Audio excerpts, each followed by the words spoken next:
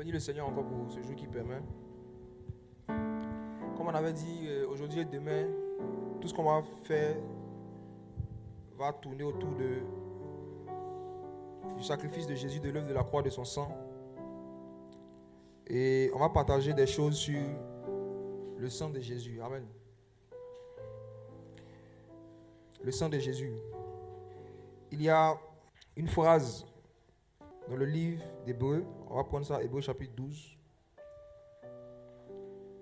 à partir du verset 18. Hébreux chapitre 12. Ouais. Lisons à partir du verset 18. Verset 18 jusqu'au verset 24. 18 à 24. Je lis la parole de Dieu.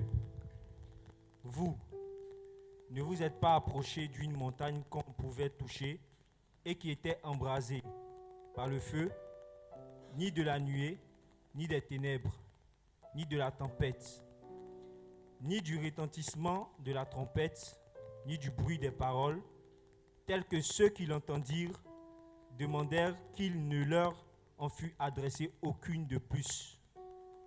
Car ils ne supportaient pas cette déclaration. Si même une bête touche la montagne, elle sera lapidée. Et ce spectacle était si terrible que Moïse dit, « Je suis épouvanté et tout tremblant. » Mais vous êtes approchés de la montagne de Sion, de la cité du Dieu vivant, la Jérusalem céleste, des myriades qui forment le cœur des anges, de l'assemblée des premiers-nés inscrits dans les cieux, du juge qui est le Dieu de tous, des esprits des justes parvenus à la perfection, de Jésus qui est le médiateur de la nouvelle alliance et du sang de l'aspersion qui parle mieux que celui d'Abel. Tu peux relire le verset 24 s'il te plaît. De Jésus qui est le médiateur de la nouvelle alliance et du sang de l'aspersion qui parle mieux que celui d'Abel. Amen. Le sang de l'aspersion qui parle mieux que celui d'Abel. Alors,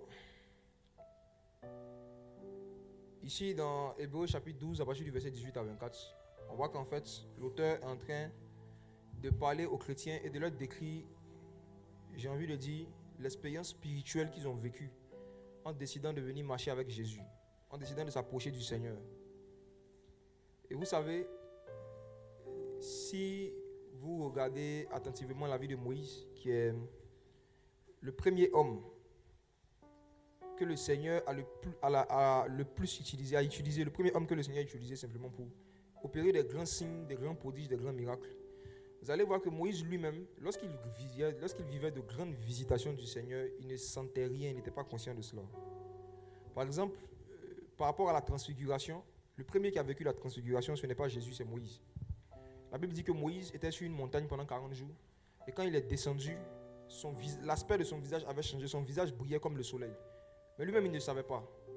Il ne savait pas. Ça veut dire que le gars,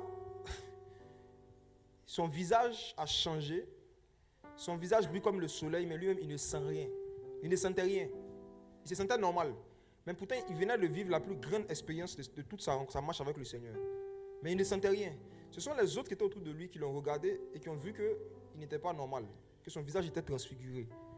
Et c'est à travers les autres qu'il a su ce qu'il avait vécu. Sinon, lui-même, il ne savait pas ce qu'il avait vécu.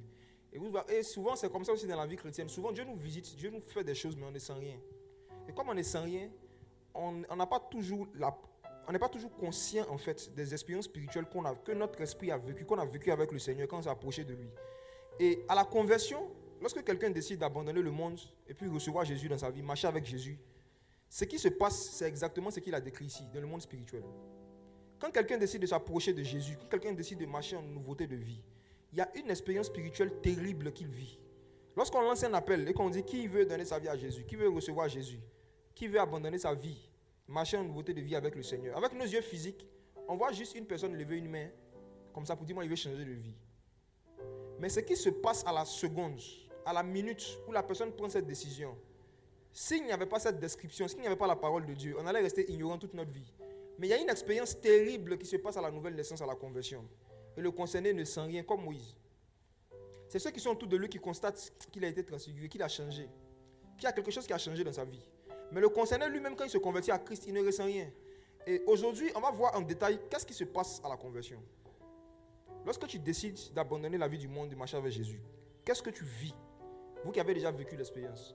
Et s'il y a des personnes qui nous écoutent et qui n'ont pas encore vécu cette expérience, on espère qu'à travers tout ce qu'on va dire, vous allez prendre une décision ce soir. Mais le message est premièrement pour ceux qui sont en Christ d'abord. Hébreux 12, le verset 18, la parole de Dieu nous dit que nous, lorsque nous sommes convertis, nous sommes approchés du Seigneur, on ne s'est pas approché d'une montagne qu'on peut toucher avec la main, ni d'un feu brûlant, ni de la nuée épaisse, des ténèbres, de la tempête. Toute cette description, qu'est-ce que c'est? C'est dans Exode chapitre 20. La Bible nous dit que sous la loi, les Israélites un jour ils ont dit à Moïse, pourquoi toujours c'est à toi que Dieu parle? On veut que Dieu nous parle aussi. Nous aussi, on veut entendre la voix de Dieu. On veut avoir aussi une rencontre personnelle avec le Seigneur. Image de la conversion.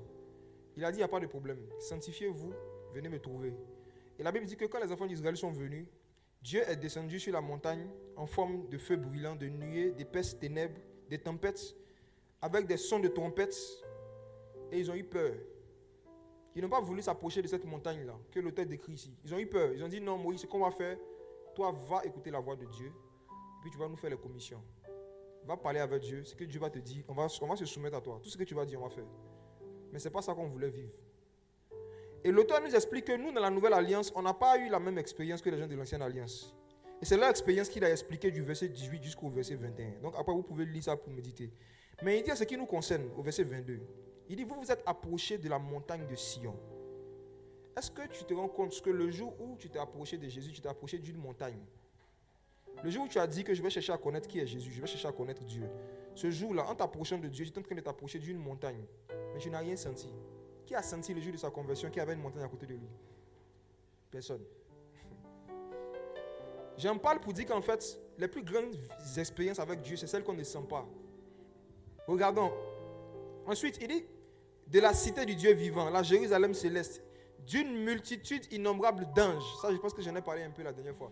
Lorsque tu rentres dans le corps de Christ, lorsque tu décides de t'approcher de Jésus, de devenir membre de son royaume, automatiquement, tu t'es approché d'une multitude innombrable d'anges. Qui a senti, le jour de sa conversion, qu'il y avait une multitude innombrable d'anges autour de lui? Personne.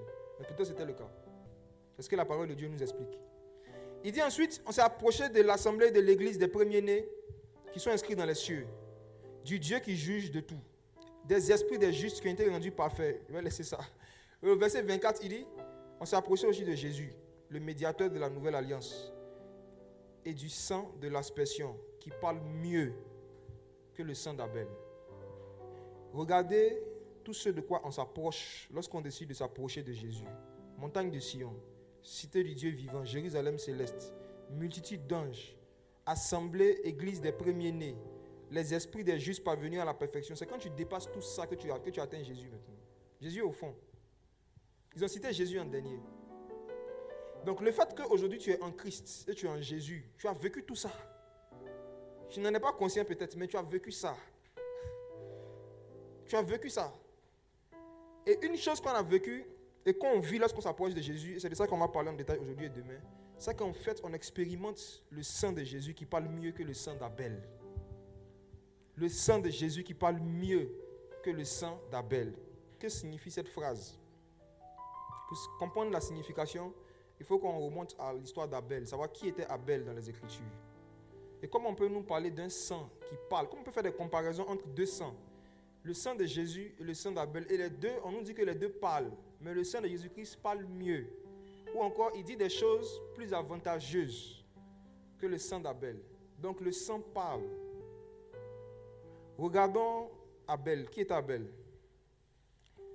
Allons regarder Genèse, chapitre 4, verset 1 à 2, uniquement. Genèse chapitre 4, verset 1 à 2. Adam connut Ève, sa femme, elle conçut et enfanta Caïn.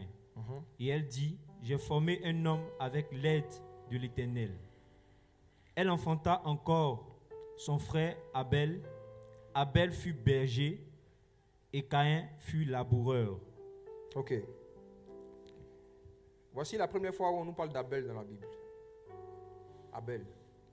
Abel était le deuxième enfant qui a été cité. Le deuxième qui a été cité, je précise, parmi les enfants d'Adam et Ève. Parce que Adam et Ève n'ont pas seulement eu Caïn et Abel, ils ont eu beaucoup d'autres enfants qui n'ont pas été cités dans les Écritures. Et on ne les a pas cités parce que leur vie n'avait rien à voir avec la venue du Messie. Mais parce que tu vois qu'après, quand Caïn a péché et que Dieu l'a chassé, il a dit, maintenant que tu me chasses loin de ta face, si les gens me voient, ils vont me tuer. Les gens, c'était qui? Alors, la Bible nous dit après par l'apôtre Paul que tous les hommes sont issus d'un seul sang. Donc les hommes, les personnes qui pouvaient le tuer, dont Caïn parlait, il y avait à la fois des néphilim, c'est-à-dire des anges déchus qui avaient pris des formes humaines qui se baladaient déjà sur la terre à l'époque, et il y avait aussi des hommes. Voici pourquoi Caïn a pu même avoir une femme, n'est-ce pas? C'est ça que beaucoup se posent la question, d'où vient la femme de Caïn? La réponse est là. Donc, en fait, la Bible cite des personnes de manière spécifique qui ont un lien avec Christ, en fait. Toute la Bible a été écrite pour parler de Jésus, pour parler de Christ. Donc, lorsque quelqu'un n'a pas de lien avec Christ, on ne le mentionne pas, on ne le cite pas explicitement. Et le motif pour lequel on nous parle de Caïn et d'Abel de manière explicite, ils ont mis le zoom sur les deux, c'est parce que à travers les deux, leur vie, il y avait des choses qui annonçaient la venue du Messie.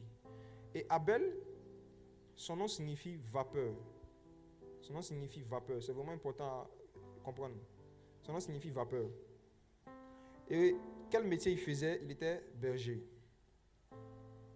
Il était berger. Il était pasteur. Il avait des brebis. Berger, ça veut dire pasteur, c'est la même chose. Il était berger. Il avait ses brebis. Et son frère Caïn, lui, il était cultivateur. Alors, Abel était une préfiguration de Christ. Qu'est-ce qu'on appelle une préfiguration de Christ? Les préfigurations de Christ, ce sont des hommes, des êtres humains que Dieu a envoyés sur la terre pour que leur vie et leur attitude annoncent la venue du Christ. Des gens que Dieu a utilisés pour annoncer celui qui devait venir, c'est-à-dire Jésus. Donc, avant que Jésus ne vienne, il fallait que des temps soient accomplis. Et tant que ces temps n'étaient pas accomplis, Jésus ne pouvait pas venir faire son sacrifice pour sauver l'humanité. Donc, le premier homme que Dieu a utilisé pour annoncer la venue de son fils après la chute d'Adam et Ève, c'était qui? Abel. Abel a été le premier prophète. C'est le premier prophète.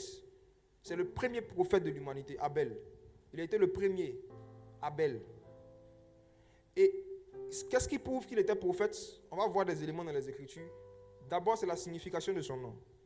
Son nom signifie vapeur.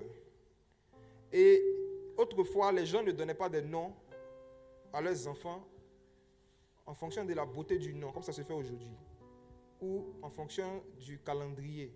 S'il est né jeudi, il s'appelle tel. S'il est né vendredi, il s'appelle tel. Non. Le Saint-Esprit donnait des noms que les parents devaient donner aux enfants en fonction de leur destinée, en fonction de ce qu'ils devaient faire, ou en fonction d'une attitude qu'ils étaient appelés à manifester. Et Ève a appelé celui-là Abel. Elle a appelé vapeur. Pourquoi? Voici. Lorsque Dieu avait créé le jardin d'Éden, il avait mis à l'intérieur du jardin d'Éden Adam et Ève. Mais avant de créer Ève, il avait créé Adam.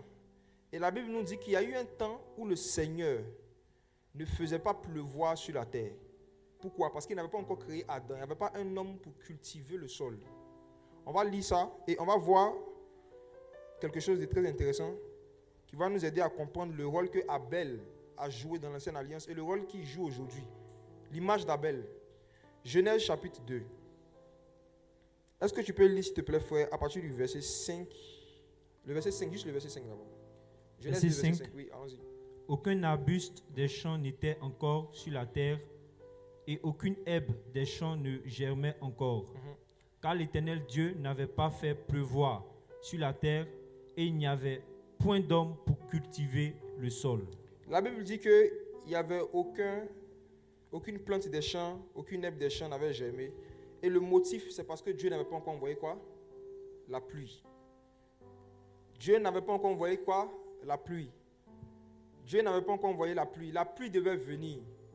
Mais avant que la pluie ne vienne, il fallait d'abord qu'il y ait un homme qui vienne avant la pluie pour cultiver ce que la pluie allait produire. Et la pluie ici était aussi une préfiguration de Christ. De la même manière qu'il y a eu un temps où il n'y avait pas la pluie, mais la pluie devait venir. De cette même manière, il n'y avait pas de sauveur dans le monde, mais le sauveur devait venir. Mais avant que le sauveur ne vienne, il y avait des paramètres qui devaient être remplis. Comme dans le jardin d'Éden, avant que la pluie ne vienne, il y avait des paramètres qui devaient être remplis. Et le premier paramètre, c'est quoi? Il fallait qu'il y ait un homme pour cultiver le sol. Un homme pour cultiver le sol. Tant que Dieu n'avait pas trouvé un homme pour cultiver le sol, il n'allait pas envoyer la pluie. J'aimerais dire à ceux et celles qui prient et qui aspirent à la pluie du réveil. Ceux qui prient pour que Dieu envoie la pluie. Est-ce que si Dieu envoie la pluie, il y aura des hommes pour cultiver le sol? Dieu n'a pas changé.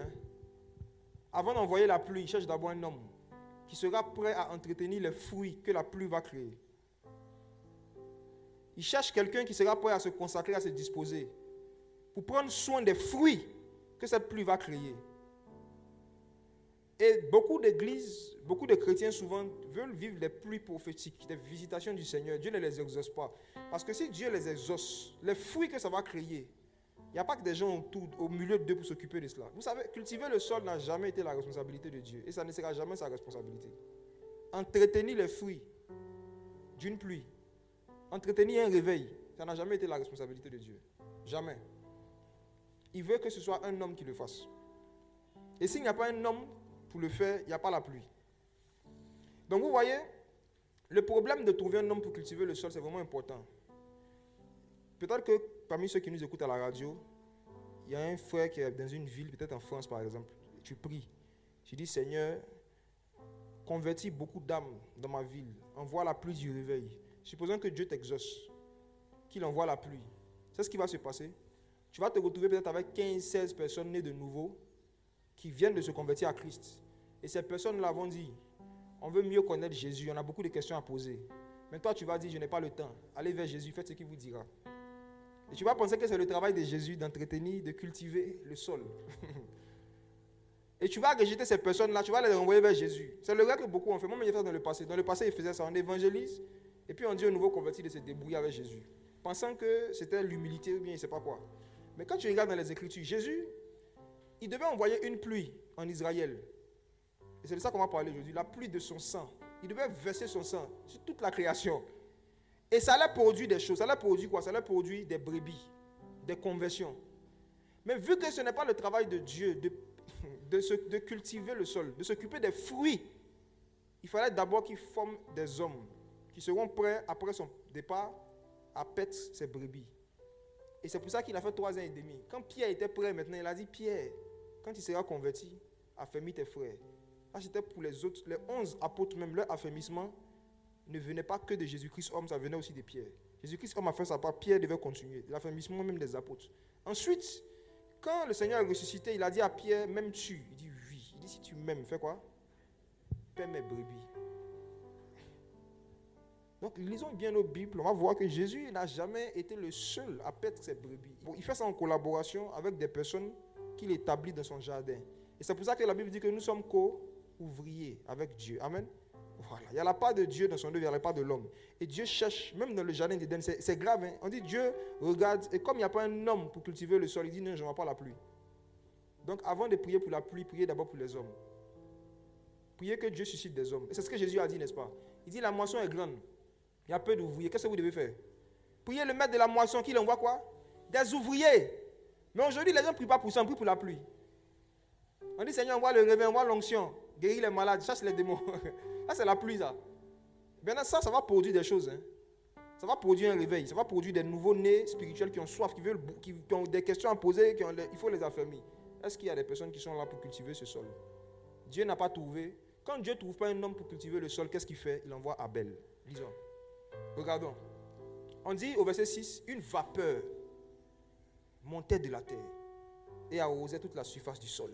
Que signifie Abel? Vapeur. Regardez le rôle de la vapeur dans l'œuvre du Seigneur. La vapeur est là pour annoncer la pluie qui doit venir. La vapeur joue le rôle que la pluie est censée jouer en attendant que la pluie vienne. Amen. Regardez le rôle de la vapeur. La vapeur est là pour arroser la terre, mais ce n'est pas la vapeur normalement qui fait cela. Normalement, c'est quoi? La pluie. Mais c'est parce qu'il n'y a pas un homme pour cultiver le sol que Dieu a trouvé une stratégie. C'est de faire quoi? Faire monter la vapeur. La vapeur vient du sol. Et cette vapeur-là se transforme en eau et arrose. Et Abel devait jouer le même rôle sur la terre. Il devait jouer le rôle de la vapeur d'après la signification de son nom. Il devait être là en fait pour pouvoir faire ce que Christ doit faire en attendant que Christ arrive. C'est-à-dire, il devait être sacrificateur. Il devait jouer le rôle du grand prêtre. Il devait aider les gens qui péchaient à se rapprocher de Dieu et à faire l'expiation de leurs péchés. Voici pourquoi il était berger. Alléluia. Abel était berger. Abel était l'image du premier grand prêtre qui avait des troupeaux, qui faisait des sacrifices et qui devait offrir les sacrifices pour que toute personne qui veut recevoir le pardon de ses péchés, toute personne qui veut se rapprocher du Seigneur, puisse le faire en attendant que la pluie arrive. Jésus est la pluie. Alléluia. C'est le Messie qui est la véritable pluie. C'est parce qu'il n'était pas encore venu que Abel était là. Mais qu'est-ce qui s'est passé? Abel jouait son rôle. Il était berger. Et son nom allait avec sa fonction. Il s'appelait Vapeur. Il était là pour arroser un peu la terre. Après le fait que Dieu ait maudit la terre, après le péché de ses parents, sa vie était là pour apaiser la colère de Dieu un temps soit peu. Mais il avait un frère, un grand frère, Caïn. Caïn était faux avant. Quand je dis il était faux, c'est-à-dire il était déjà double avant même d'avoir commis le péché qui a poussé le Seigneur à le chasser. Caïn signifie forgeron. C'est son nom. Mais quand tu regardais le métier qu'il fait, il était quoi? Cultivateur. Donc le nom qu'il portait ne correspondait pas avec les œuvres qu'il faisait. Contrairement à Abel, si vous aviez bien compris l'explication, il jouait le rôle des vapeurs tranquillement. Mais quand tu vas voir son grand frère, il s'appelle forgeron, mais on ne le voit jamais en train de forger, de construire des choses. Il est en train de cultiver le sol. Et la Bible dit qu'un jour, c'était le temps maintenant de faire des offrandes au Seigneur. Et Caïn a pris le fruit de la terre, il est venu offrir au Seigneur. Et son frère, lui, la Bible dit qu'il a fait un sacrifice, Abel, le sacrificateur. Il a tué les premiers-nés, annonçant ainsi que Dieu allait donner son fils premier-né pour nos péchés. Il a commencé à poser des actes prophétiques. Et la Bible dit que ça a plu au Seigneur. Ça a touché le Seigneur. Il a accepté son sacrifice. Donc, le premier homme sur la terre qui a versé du sang en dehors du jardin d'Éden, c'était Abel. Quand on nous dit de manière explicite, je veux dire, c'était Abel. Où on nous montre clairement qu'il est en train de faire un sacrifice, c'est Abel. Il verse le sang. Son frère le regarde, son frère l'observe. Lui, il vient avec des fouilles, un sacrifice où il n'y a pas le sang. Il donne ça au Seigneur. Dieu n'agrée pas cela. Il se met en colère contre Abel, comme si c'est Abel qui a refusé son sacrifice. Il n'est pas en colère contre Dieu.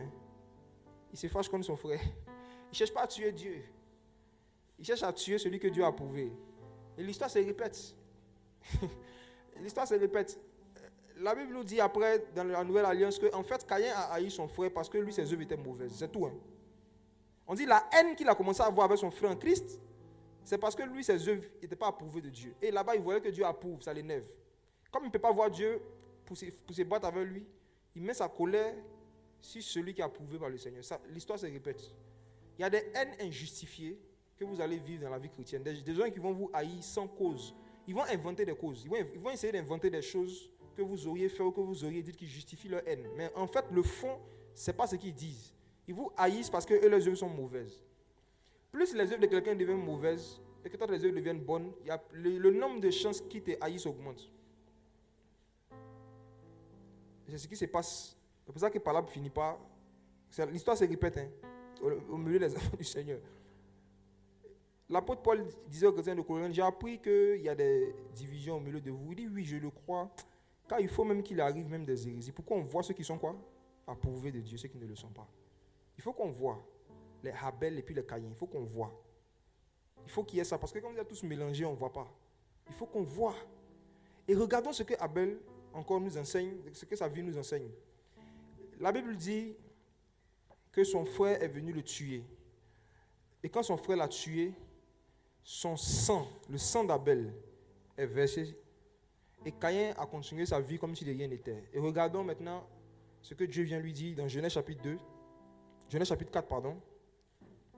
Lisons à partir du verset 9 à 10. Genèse chapitre 4, verset 9 à 10. L'Éternel dit à Caïn, « Où est ton frère Abel ?» Il répondit, « Je ne sais pas. Suis-je le gardien de mon frère ?» Et Dieu dit, « Qu'as-tu fait ? La voix du sang de ton frère crie de la terre jusqu'à moi. » On va s'arrêter ici. Vous voyez, quand quelqu'un qui développe la haine dans son cœur contre son prochain, il devient impoli. La haine rend impoli. Alléluia. Si vous voyez un enfant impoli qui parle mal à ses parents, c'est qu'il a la haine. Si vous voyez un enfant qui n'arrive plus à respecter, c'est parce qu'il n'arrive plus à aimer.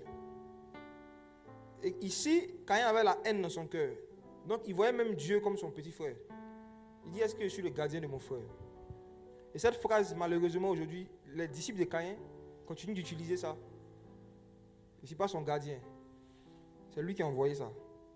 Si tu m'écoutes ce soir, que tu aimes cette phrase, il faut renoncer à ça ce soir. Suis-je le gardien de mon frère? Oui, on est le gardien de nos frères. La Bible nous dit, nous, dans la Nouvelle Alliance, veillez les uns sur les autres. Amen. Nous, on est les gardiens de nos frères. C'est le Caïn, il dit, suis-je le gardien de mon frère? On est les gardiens. Maintenant, on regarde une phrase que le Seigneur nous dit au verset 10. Dieu dit, qu'as-tu fait? La voix du sang de ton frère crie de la terre jusqu'à moi. La voix du sang de ton frère.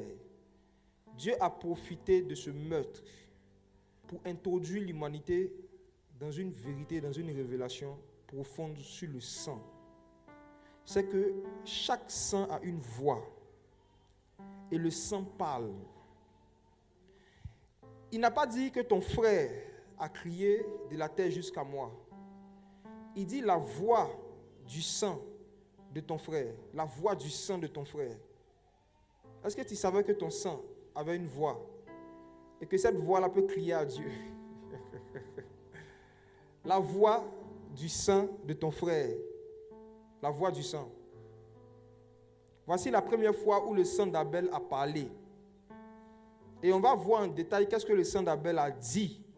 Pour que dans Hébreux chapitre 12, on nous dit que le sang de Jésus-Christ parle mieux que le sang d'Abel. La voix du sang de ton frère. Et maintenant, on continue le verset 11. Maintenant, tu seras maudit de la terre, qui a ouvert sa bouche pour recevoir de ta main le sang de ton frère. Dieu va encore plus loin. Non seulement il nous dit que le sang a une voix, mais il nous dit aussi que la terre a une bouche.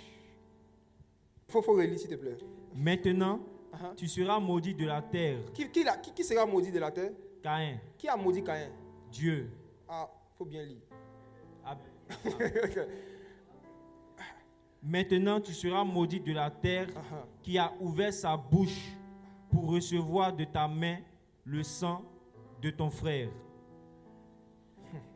La malédiction, pour ne pas dire les malédictions qui se sont abattues sur Caïn avaient deux sources.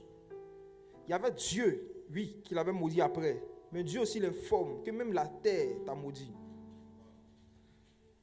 Pour que quelqu'un puisse te maudire, il faut qu'il ait une bouche, n'est-ce pas? Tu peux relire encore le verset 11. Maintenant, tu seras maudit de la terre qui a ouvert sa bouche. Qui a ouvert quoi? Sa bouche pour recevoir de ta main le sang de ton frère. Et regarde comment est-ce que quand la terre a maudit Caïn de sa propre bouche, pas de la bouche de Dieu, quand la terre a maudit Caïn, regarde comment la malédiction s'est manifestée. Tu peux lire la suite. Quand tu cultiveras le sol, il ne te donnera plus sa richesse. Tu seras errant et vagabond sur la terre. La première manifestation qu'on nous décrit de cette malédiction de la terre contre Caïn, c'est que la terre a décidé que lui, s'il cultive, il ne donne pas le fruit. Il n'a qu'à mettre les meilleures semences qu'il veut, il n'a qu'à faire tout. La terre dit, moi je te maudis, je ne te donne plus mon fruit. Ça veut dire, même si Caïn venait habiter en Afrique, on le met dans un coin où tout le monde plante et puis pour lui pousse. Lui, pour lui, il ne va pas pousser. Parce que la terre l'a maudit. Et partout il va partir, on dit lui, il ne va jamais pouvoir tirer du fruit de la terre. Première chose. Deuxièmement, il a dit quoi? Tu peux lire. Il ne te donnera plus sa richesse. Tu seras errant et vagabond sur la terre. Deuxième manifestation de la malédiction, vagabondage. Il dit qu'il est là comme ça, il n'a plus envie de se promener. Il ne veut pas travailler. Il faut qu'on regarde attentivement pour voir comment on peut reconnaître quelqu'un qui a été maudit. Vous voyez des gens qui aiment se promener à l'excès, vous pensez que c'est un loisir. Regardez bien dans la Bible. On maudit quelqu'un et on dit comment ça va se manifester. Tu seras errant et vagabond toute sa vie. Vagabondage, là, c'est une malédiction. Ce n'est pas quelque chose qui est normal. Un être humain normal, quand il sort de sa maison, il doit avoir une destination, il sait où il s'en va. S'il veut se promener, c'est qu'il est en train de visiter quelque part, il finit de visiter, il rentre chez lui. Mais regardez Caïn, le père du vagabondage. Ce n'est pas parce qu'il a voulu se promener, la terre l'a maudit. Maintenant, frères et sœurs, qu'est-ce que le sang d'Abel a dit à Dieu? Quand Dieu dit, la voix du sang de ton frère crie de la terre jusqu'à moi, quelles étaient les choses, les informations que la voix du sang d'Abel faisait monter au Seigneur? Vérifions cela. On est dans Apocalypse. Apocalypse chapitre 6, verset 9 à 11. Apocalypse chapitre 6, verset 9 à 11. Quand il ouvrit le 5e sceau, je vis sous l'autel les âmes de ceux qui avaient été immolés à cause de la parole de Dieu et à cause du témoignage qu'il avait rendu. Ok, on va s'arrêter là. On va continuer tout à l'heure. L'apôtre Jean a eu une vision où il dit qu'il a vu les âmes de ceux qui avaient été tués, qui avaient été immolés à cause de la parole de Dieu. Qui dans la Bible est le premier qui a été tué à cause de la parole de Dieu? Abel. Donc, parmi les âmes qu'il a vues, Abel était là. Il a vu Abel aussi. Et on va vérifier, on va revenir ici tout à l'heure, mais on va voir Jésus qui nous confirme que Abel fait partie des âmes qui ont été tuées à cause de la parole de Dieu. Allons-y dans Matthieu. Matthieu chapitre 23. À partir du verset 29 jusqu'au verset 35. Matthieu chapitre 23, Verset 29 à 35. verset 29 à 35. Malheur à vous, scribes et pharisiens hypocrites, parce que vous bâtissez les tombeaux des prophètes et ornez les sépulcres des justes, et que vous dites, si nous avions vécu du temps de nos pères, nous ne nous serions pas joints à eux pour répandre le sang des prophètes. Répondre le sang de qui? Des prophètes. Le sang de qui? Des prophètes. Ok, continuons. Vous témoignez ainsi contre vous-même que vous êtes les fils de ceux qui ont tué les prophètes. Comblez donc la mesure de vos pères, serpents, race de vipères. Comment échapperez-vous au châtiment de la gêne? C'est pourquoi, voici, je vous envoie des prophètes, des sages et des scribes. Vous tuerez et crucifierez les uns. Vous battrez de verge les autres dans vos synagogues et vous les persécuterez de ville en ville, afin que retombe sur vous le sang des innocents, répandu sur la terre, depuis le sang d'Abel le juste, jusqu'au sang de Zacharie, fils de Baraki, que vous avez tué entre le temple et l'autel. Amen. Donc Jésus nous confirme ici qu'il y a eu des meurtres qui ont été organisés, qui ont été perpétués contre des prophètes. Et parmi ces prophètes-là, il a cité le premier nom. Il dit depuis celui d'Abel jusqu'à celui de Zacharie. Donc ça veut dire que cette pratique qui consiste à tuer un prophète ne s'est pas arrêtée avec Abel. Ça a continué jusqu'au temps de Zacharie. Et le dernier prophète qui a été tué, c'était qui dans l'Ancienne Alliance? Jean-Baptiste, n'est-ce pas? Ici, Jésus n'a pas cité Jean-Baptiste, il a cité qui? Zacharie. Il y a une raison à cela. Je ne vais pas en parler aujourd'hui, je vais passer. Mais Jésus était en train de faire comprendre à ceux qui étaient là que ce n'est pas parce que vous n'avez pas vécu au temps d'Abel que vous n'êtes pas responsable du sang d'Abel qui a été versé par Caïn. Ce n'est pas parce que vous n'avez pas connu Abel personnellement, que vous n'avez pas aidé Caïn à le tuer, que vous n'êtes pas complice de meurtre. Le Seigneur est en train d'accuser ses contemporains d'être responsables du meurtre d'Abel jusqu'à Zacharie. Il peut se dire, mais nous on n'a pas vécu, comment est-ce qu'on a pu faire ça? On va en parler après. Retournons dans Apocalypse, chapitre 6. Donc Jean dit qu'il a vu les âmes de ces gens dont Jésus parle, d'Abel jusqu'à Zacharie. Donc Zacharie était là aussi. Abel était là. Et bien d'autres. Apocalypse chapitre 6. Relisons le verset 9. Verset 9. Quand ils y ouvrirent le 5e sceau, je vis sous l'autel les âmes de ceux qui avaient été immolés à cause de la parole de Dieu et à cause du témoignage qu'ils avaient rendu. Verset 10. Ils crièrent d'une voix forte en disant, jusqu'à quand, Maître saint et véritable, t'as-tu à juger et à tirer vengeance de notre sang sur les habitants de la terre. Amen. Voici ce que le sang d'Abel dit. Voici ce que la voix du sang d'Abel dit. Voici ce que la voix de son âme dit. Seigneur, jusqu'à quand tu vas tarder à nous venger, à venger notre sang sur ceux qui habitent la terre? Regardez maintenant qu'est-ce qui nous concerne, nous qui sommes ici. Si vous lisez attentivement cette phrase, j'aime beaucoup quand on lit les Écritures, qu'on fait attention aux mots. Ils n'ont pas dit, ces gens dont les âmes ou encore le sang crient au Seigneur. Ils n'ont pas dit, Seigneur, jusqu'à quand tu vas tarder à nous venger contre ceux qui nous ont tués? Lisez bien, vous allez voir que ils veulent, dans leur pensée, ce n'est pas que Dieu châtie seulement ceux qui les ont tués. Est-ce que tu peux relire ça, s'il te plaît? Ils criaient d'une voix forte en disant, jusqu'à quand, Maître saint et véritable, t'as-tu à juger et à tirer vengeance de notre sang sur qui? Les habitants de la terre? Ah.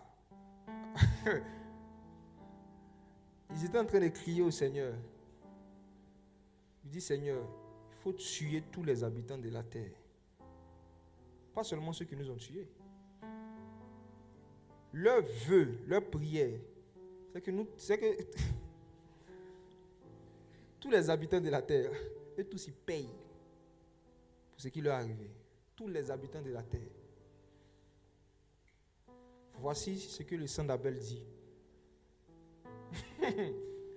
Le sang d'Abel et de ses autres, le sang des prophètes demande que Dieu détruise et punisse tous les habitants de la terre. Vous savez, les pharisiens, au temps de Jean-Baptiste, savaient ce que je suis en train de vous dire. Et eux, ils appelaient ça la colère à venir. Parce que ces hommes-là, les prophéties bibliques montrent qu'il va arriver un temps, Dieu va les exaucer. Il va arriver un temps où Dieu va détruire les habitants de la terre. Et la Bible appelle ça le jour de la colère du Seigneur. Les habitants de la terre seront détruits. Beaucoup. Maintenant, les pharisiens savent que Dieu va envoyer quelqu'un pour que les habitants de la terre échappent à la colère à venir. À cette colère-là qui arrive sur la terre. Ils savent cela. Mais ils ne savaient pas c'était qui. Donc quand ils ont vu Jean-Baptiste en train de prêcher, en train de baptiser, ils ne voulaient pas changer de vie, mais ils se sont dit, on va venir se baptiser, au moins si la colère arrive, ça ne va pas tomber sur nous. Et Jean-Baptiste leur a dit, hey, race de vipères, je vous ai reconnu encore. Qui vous a appris à fuir? La colère à venir. Ils savent que le sang d'Abel crie contre eux et contre tous les habitants de la terre. Mais quel type d'habitants de la terre? C'est là qu'on va en arriver. Est-ce que l'Église, est-ce que ces gens-là souhaitent que Dieu tue les chrétiens? Non. Les habitants de la terre dont il parle ici, c'est tous ceux et celles qui ont le même style de vie que ceux qui ont tué les prophètes. C'est tous ceux et celles que Jésus a appelés les fils des prophètes. On va relire ça tout à l'heure dans Matthieu 23. Ça veut dire quoi? Abel, Zacharie et tous les gens qui craignaient le Seigneur, qui ont été tués à cause du témoignage, à cause de leur vie, à cause de leur amour pour le Seigneur. Le Seigneur considère que tu es coupable aussi de ce meurtre si jamais tu as le même style de vie que ceux et celles qui les ont tués. Si tu pratiques la même vie, tu as la même vie que ceux et celles qui ont tué les prophètes, Dieu considère que tu es complice de meurtre. Tu es complice. Non seulement ça, le même style de vie, mais jusqu'à aujourd'hui, il y a des gens qui persécutent et qui cherchent à tuer les gens que le Seigneur envoie. Si toi aussi tu les encourages, tu participes à ce qu'ils sont en train de faire, Dieu considère que tu es complice. C'est dans ça que je vais rentrer. Et on va voir comment est-ce que les pharisiens, en leur temps, Jésus essayait de leur faire comprendre que vous êtes complices du meurtre d'Abel et de Zacharie. Tous les meurtres qui se sont passés avant vous, que vos pères ont fait, vous êtes complices à cause de l'attitude même que vous manifestez aujourd'hui encore. Et le sang d'Abel, le sang des prophètes crie. La voix de leur sang crie contre vous. Regardez qu'est-ce qui peut nous rendre coupables du meurtre d'Abel, alors qu'on ne le connaît même pas. Matthieu 23, verset 29. Matthieu 23, verset 29 verset à 15. 29. Malheur à vous, scribes et pharisiens hypocrites, parce que vous bâtissez les tombeaux des prophètes et ornez les sépulcres des justes. Et que vous dites, si nous avions vécu du temps de nos pères, nous ne serions pas joints à eux pour répandre le sang des prophètes. Amen. Est-ce que nous aussi, on ne dit pas ça aujourd'hui, que si nous on était au temps de Caïn, ce que Caïn a fait, on n'allait pas faire ça? Est-ce que nous aussi, on ne dit pas aujourd'hui que si on était au temps de Zacharie, ce que les gens ont fait à Zacharie, ce n'est pas bien, on n'allait pas faire? Mais Jésus maintenant leur fait comprendre que c'est ce que vous dites aujourd'hui. Mais le motif pour lequel vous êtes coupable devant Dieu, de ces meurtres qui se sont passés avant vous, c'est parce que vous bâtissez les tombeaux des prophètes. Et vous décorez les tombeaux des justes. Le fait de contribuer à la construction des tombeaux des prophètes et le fait de contribuer au fait de décorer les tombeaux des justes, ça fait de vous immédiatement des coupables. Et qu'est-ce que signifie construire tombeau des prophètes? Le Seigneur parlait de quelque chose qui est spirituel.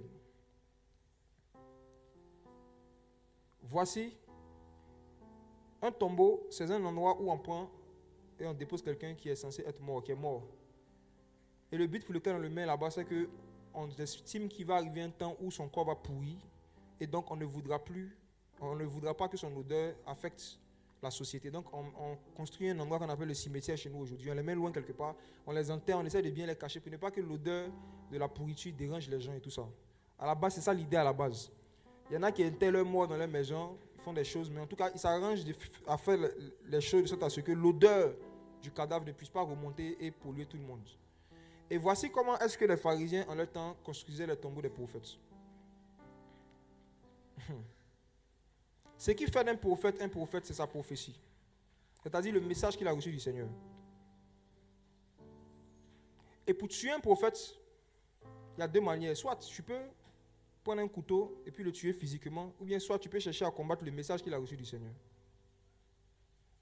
Tous ceux et celles qui combattent des messages que les prophètes ont reçus du Seigneur dans les Écritures, je parle des prophètes de la Bible, ont reçus, ils sont en train de participer au meurtre des prophètes. C'est-à-dire, par exemple, ceux qui ne veulent pas se convertir simplement. Les prophètes ont annoncé que c'est seulement au travers du sang de Jésus qu'on reçoit le pardon des péchés. Et supposons que toi, tu as une religion, mais tu as une croyance où on te dit que pour recevoir le pardon des péchés, c'est vrai, tu peux prier Jésus, mais tu dois faire des ablutions, tu dois faire des sacrifices d'animaux, tu dois tuer un poulet, tu dois faire un tel. Quand tu participes à ça, automatiquement, tu es en train de participer à la construction du tombeau des prophètes. Ça veut dire toutes les pratiques, en fait, qui combattent ou qui cachent ce que les prophètes ont dit concernant Jésus, concernant le Messie. Chaque fois que nous participons à des pratiques, à des religions, à des communautés qui prêchent ou qui encouragent des choses qui combattent ce que les prophètes ont annoncé concernant Christ, on est en train de participer à la construction du tombeau des prophètes. Parce qu'on prend le tombeau pour cacher quelqu'un, pour cacher quelque chose. Et je dis, aujourd'hui, les tombeaux des prophètes, il y en a beaucoup partout. Ce sont des doctrines, parfois c'est des églises, où on met le nom de Jésus en avant. Mais quand tu regardes, en fait, les doctrines qui sont encouragées, qui sont prêchées, en fait, ça combat ce que les prophètes et les apôtres de Christ ont annoncé. Ça contredit l'évangile des prophètes et des apôtres. Donc il faut que nous fassions très attention aux doctrines et aux pratiques auxquelles nous croyons et que nous mettons en pratique. Parce que si jamais tu te retrouves en train de pratiquer des choses, des doctrines qui sont contraires à ce que les prophètes ont annoncé, tu es en train de participer au tombeau des prophètes. Tu es en train de décorer. La décoration, mais ça c'est autre chose. Un tombeau des prophètes qui est célèbre dans notre génération, c'est le catholicisme romain. L'Église catholique. C'est un grand tombeau des prophètes. C'est un système religieux qui est là pour éteindre, pour tuer le mouvement prophétique, l'esprit de prophétie. Le tombeau des prophètes aussi, c'est toutes les religions, toutes les communautés qui se font appeler communautés chrétiennes, mais qui n'aiment pas les manifestations de l'esprit de prophétie. Si quelqu'un a l'esprit de prophétie, qu'il est dans ce genre de communauté, il va s'éteindre, il va mourir. Ils empêchent de prophétiser. Ils empêchent les gens de pouvoir partager des visions, des songes, des révélations qu'ils ont reçues du Seigneur. C'est dans le tombeau des prophètes. Tous ceux et celles qui combattent des choses pour lesquelles Christ a versé son sang, pour que l'Église ait accès à ça, ils sont en train de combattre Jésus. Peut-être sans le savoir. À la limite, tu peux dire que toi, tu ne crois pas aux dons spirituels. Là, au moins, c'est plus intègre. C'est plus honnête. Mais le fait de prêcher que ça n'existe plus, que le Saint-Esprit ne fait plus, automatiquement, tu es en train de préparer les gens à attribuer les œuvres du Saint-Esprit à des démons. Ça veut dire chaque fois qu'ils vont voir ça, ils vont dire ça, c'est le diable. Et tu es en train de faire comme les pharisiens. Quand Jésus se manifestait, il dit ça, c'est Belzébul. C'est la même chose qu'on a dans notre génération. Les tombeaux des prophètes. Et il y en a ici à Abidjan, faites attention, il y en a partout. Des gens qui vont vous prêcher un évangile en vous disant qu'en fait, la puissance du Saint-Esprit et ses manifestations que tu peux voir dans ta propre Bible, c'était avant. Dieu ne fait plus. Maintenant, Dieu nous a donné la Bible. On a la Bible. Donc, c'est plus utile. Le plus important, crois seulement. Tu seras sauvé. Crois seulement. Et dans ce genre d'endroit, dans ce genre de communauté, dans ce genre de ministère, il y a beaucoup de sorciers. Ils aiment ça. Les sorciers aiment les endroits où on dit la puissance n'existe pas. Ils disent gloire à Dieu. C'est pour ça qu'ils aiment aller. Quand quelqu'un devient sorcier, ou bien il devient franc-maçon, ou bien il rentre dans une secte, et qu'il ne veut pas qu'on le soupçonne d'être dans une secte, il dit qu'il devient catholique. C'est la vérité. Tous les maïkaris que j'ai connus dans ma vie étaient catholiques aussi. Tous ceux qui côtoyaient la franc-maçonnerie ici à Abidjan et qui partaient là-bas, ils disaient qu'ils étaient catholiques. C'est devenu en fait comme un tombeau, un lieu en fait où tu peux, ça veut dire que tu peux te faire passer pour un chrétien sans l'être. Et c'est devenu un truc qui est cool. Il y en a même qui vont te dire je suis catholique mais non pratiquant. C'est comme si quelqu'un te disait je suis un pilote mais qui ne sait pas conduire d'avion. Un chrétien non pratiquant. Ce qui fait d'un chrétien chrétien, c'est la pratique. Toi, tu ne pratiques pas, mais tu es chrétien. Donc, tu es un pilote qui ne sait pas conduire l'avion. Frères et sœurs, attention à ne pas construire les tombeaux des prophètes. Les tombeaux des prophètes aussi, c'est les messages et les doctrines qui découragent ceux qui ont l'appel prophétique de répondre à leur appel. On tue les gens avec des prédications. Ça peut être des prédications, des conseils même, mais qu'on te donne pour te tuer. Ça veut dire que c'est toute une organisation spirituelle pour tuer tout ce qui est ressemble à la prophétie, au prophétique. Tout pour tuer, pour éteindre ça. Vous vous rappelez un jour, je pense que la vidéo est sur YouTube. On était ici, on avait un programme. J'étais en train de prier pour des personnes. Le Saint-Esprit était en train de faire ci et ça dans la salle. Il y a une petite fille qui était assise là. Je ne l'ai plus revue depuis lors. Elle était assise ici. Tout ce que je faisais, elle disait Amen. Quand je prêchais, je la voyais, prenait note. Et quand j'étais en train de prier pour des gens, elle n'arrêtait pas de dire Amen, gloire à Dieu, gloire à Dieu. Si vous vous rappelez, je l'ai appelée, je lui ai dit viens. Je lui ai dit celle-là, viens, je vais te parler. Et je lui ai dit devant vous, tu sais qu'on veut s'initier à la sorcellerie? Elle dit oui, je sais. Je lui ai dit explique-nous comment tu sais. Elle a commencé à me menacer, me faire des grimaces devant ici. C'était une sorcière. Je lui ai dit tu as déjà accepté, c'est faux. Allez, je demande comment se manifester. Frère, on ne peut pas être plus de 150 personnes dans une salle. Hein? Les gens qui sont assis. En plus, quelqu'un qui dit Amen. Gloire à Dieu. Et puis toi, tu vas deviner, mais tu vas imaginer. que parmi tous ceux qui sont là, c'est celle-là précisément de la sorcellerie. Ça, ce n'est pas devinette, c'est la prophétie. Et les sorcières comme elles, ils aiment les endroits justement où il n'y a pas ce don-là. Ils peuvent rester là-bas pendant 10 ans, 5 ans, 4 ans. Il n'y a rien qui les dérange, à l'aise. Parce que la sorcellerie est quelque chose de spirituel. Ce n'est pas quelque chose qui peut se découvrir en étudiant la Bible. Tu ne peux pas savoir que quelqu'un est dans la sorcellerie en étudiant les versets. Et même quand tu penses que quelqu'un est sorcier, vous savez, c'est facile aujourd'hui d'accuser quelqu'un de sorcier. Moi, je peux venir voir je dis, ce frère-là, Dieu m'a révélé qu'il est sorcier. Supposons que je me lève, je dis, le frère, lui, là, il est sorcier. Hein? Et puis, il est assis comme ça, il n'a rien fait. On lui demande s'il est sorcier, il dit, non, je ne suis pas sorcier. Et moi, il dit, si, Dieu m'a révélé forcé. Ça devient une accusation maintenant. Et si, excusez-moi du terme, mais si vous êtes bête, vous allez dire, bon, comme le frère, là, Dieu l'utilise, s'il dit que celui-là est sorcier, c'est qu'il est vraiment sorcier. Même si le frère en question ne reconnaît pas, il dit qu'il ne se reconnaît pas là-dedans. Si vous avez de l'intelligence spirituelle, vous allez dire, ah, peut-être que le frère se trompe, peut-être que c'est lui qui ment. Dans les deux cas, prions le Seigneur, que le Seigneur le dévoile. La sorcellerie est quelque chose qui doit se manifester. Si je dis qu'il est sorcier, qui dit qu'il n'est pas sorcier? Démonstration de puissance. Je dois être capable de lui dire, bon, lève-toi, je prie si tu tiens debout là, c'est que tu n'es pas sorcier. Parce que c'est facile aujourd'hui, frère, de venir se lever et puis accuser des gens d'être sorciers. Et aujourd'hui, ça se fait dans les milieux chrétiens.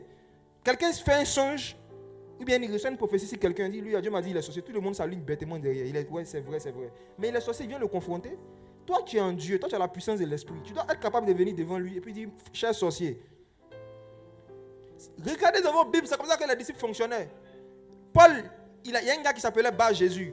Paul disait que le gars, il n'est pas de Jésus. Il se fait appeler fils de Jésus, mais il n'est pas de Jésus, c'est un sorcier. La Bible dit que Paul est venu le confronter en face, devant tout le monde. Il n'est pas resté à l'église de Jérusalem, et puis il dit, si vous voyez Bar Jésus, bloquez-le sur WhatsApp. Hein.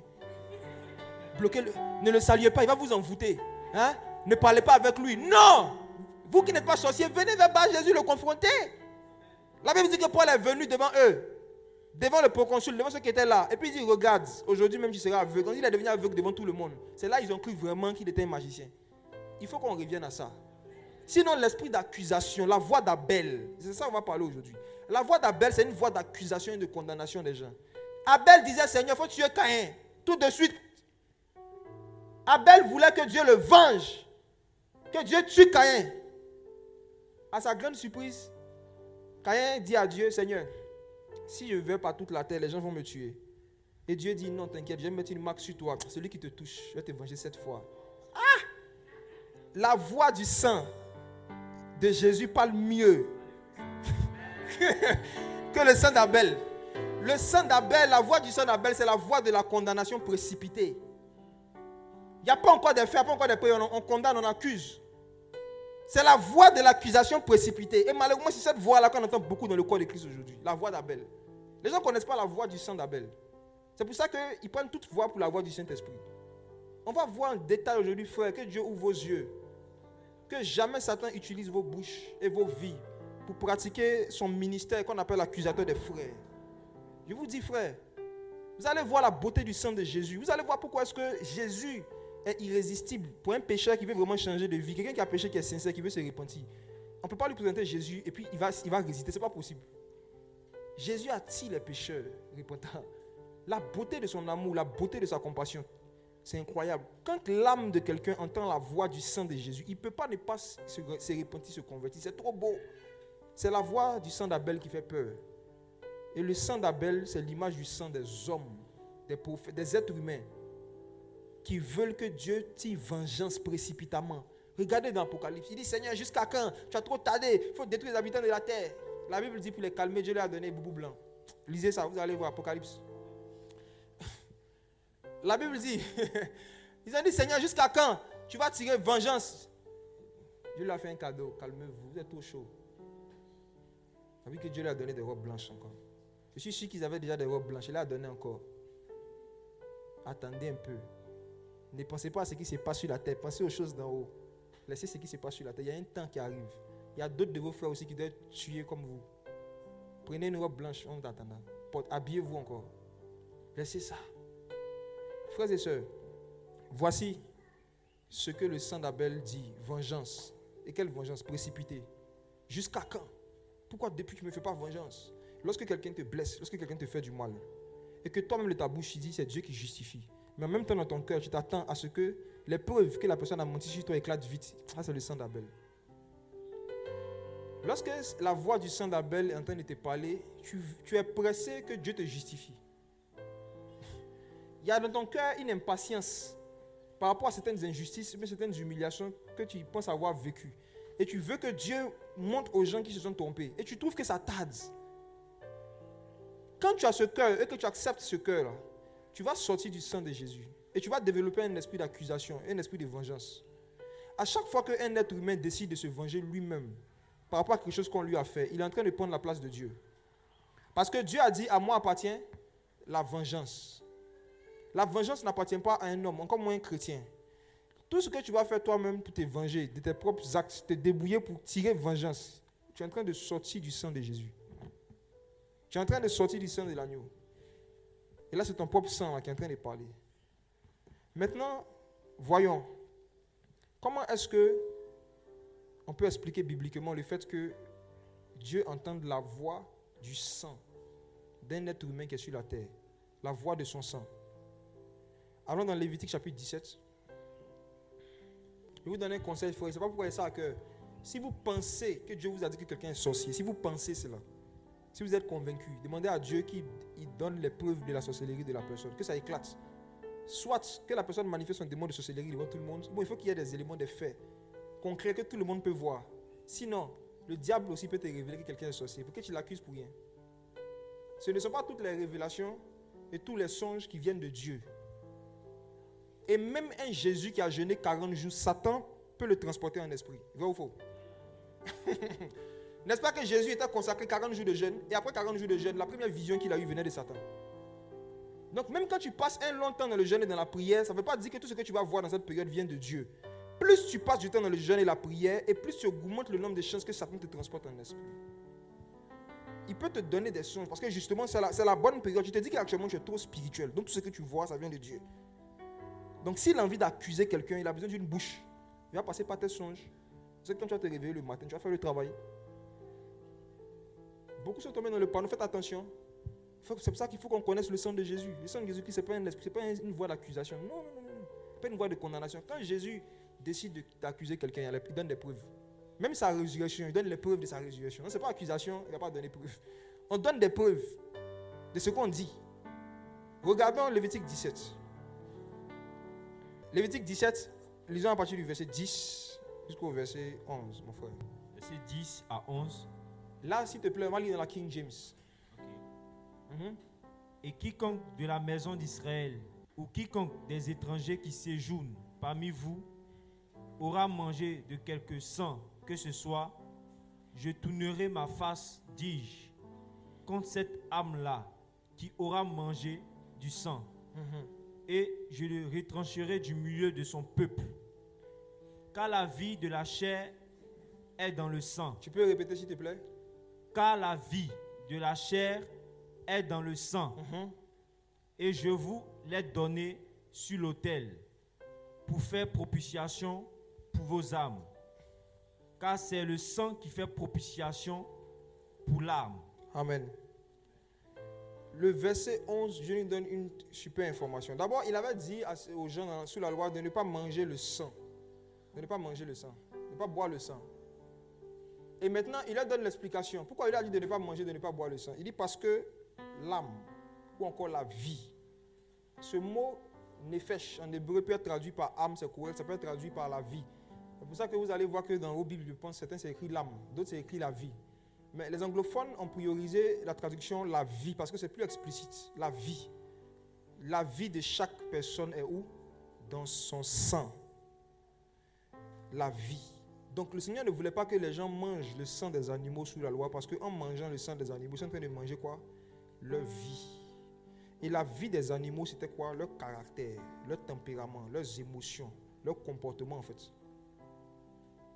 Si ces peuples-là s'habituaient à boire le sang des animaux, comme malheureusement ça continue, certains le font aujourd'hui, il y a des caractères, des comportements d'animaux. Quelqu'un qui a l'habitude de boire sang de poulet, il va avoir le comportement de poulet. Car la vie de chaque chair est dans son sang. Et aujourd'hui, nous qui sommes au temps de la science, je pense que la science même nous confirme cela. Aujourd'hui, tu peux prendre le sang, la science peut prendre le sang de quelqu'un qu'elle ne connaît pas et commencer à te donner des informations sur des paroles de connaissance. Son grand-père s'appelait tel. Aujourd'hui, est-ce qu'on ne prend pas le sang des gens pour retracer leur généalogie? Parce qu'il y a des informations sur toi dans ton sang. Et à l'époque, quand la science ne pouvait pas tirer ces informations, c'était par révélation que le Seigneur donnait cela. Chacun de nous, tout ce qui nous concerne, notre vie est dans notre sang. Tout. La vie de chaque personne est dans le sang. Tout. La vie est dans le sang. La vie est dans le sang. Et le Seigneur qui avait dit ne mangez pas, dans Jean chapitre 6, Jésus vient, dit que non, moi je ne suis pas venu vous pousser à pécher contre la loi. Mais je vous dis que celui qui ne mange pas ma chair et qui ne boit pas mon sang ne peut pas avoir la vie éternelle. Mettez-vous à la place des Juifs qui connaissaient Lévitique 17. On dit de ne pas manger la chair et de ne pas boire le sang. Toi, tu dis que celui qui ne boit pas ton sang ne peut pas avoir la vie. La Bible dit que même ses disciples, parmi eux, beaucoup ont dit, actuellement, il est rentré dans autre chose. C'est du cannibalisme masqué qu'il essaie de nous prêcher. Sauvons-nous. Ils ont quitté le ministère de Jésus. Et ceux qui sont restés, Jésus leur a demandé, et vous ne partez pas? Et Pierre lui a dit, Seigneur, à qui irions-nous? Tu as les paroles de quoi? La vie. En d'autres termes, tu as le sang qu'il faut pour que nous recevions la vie.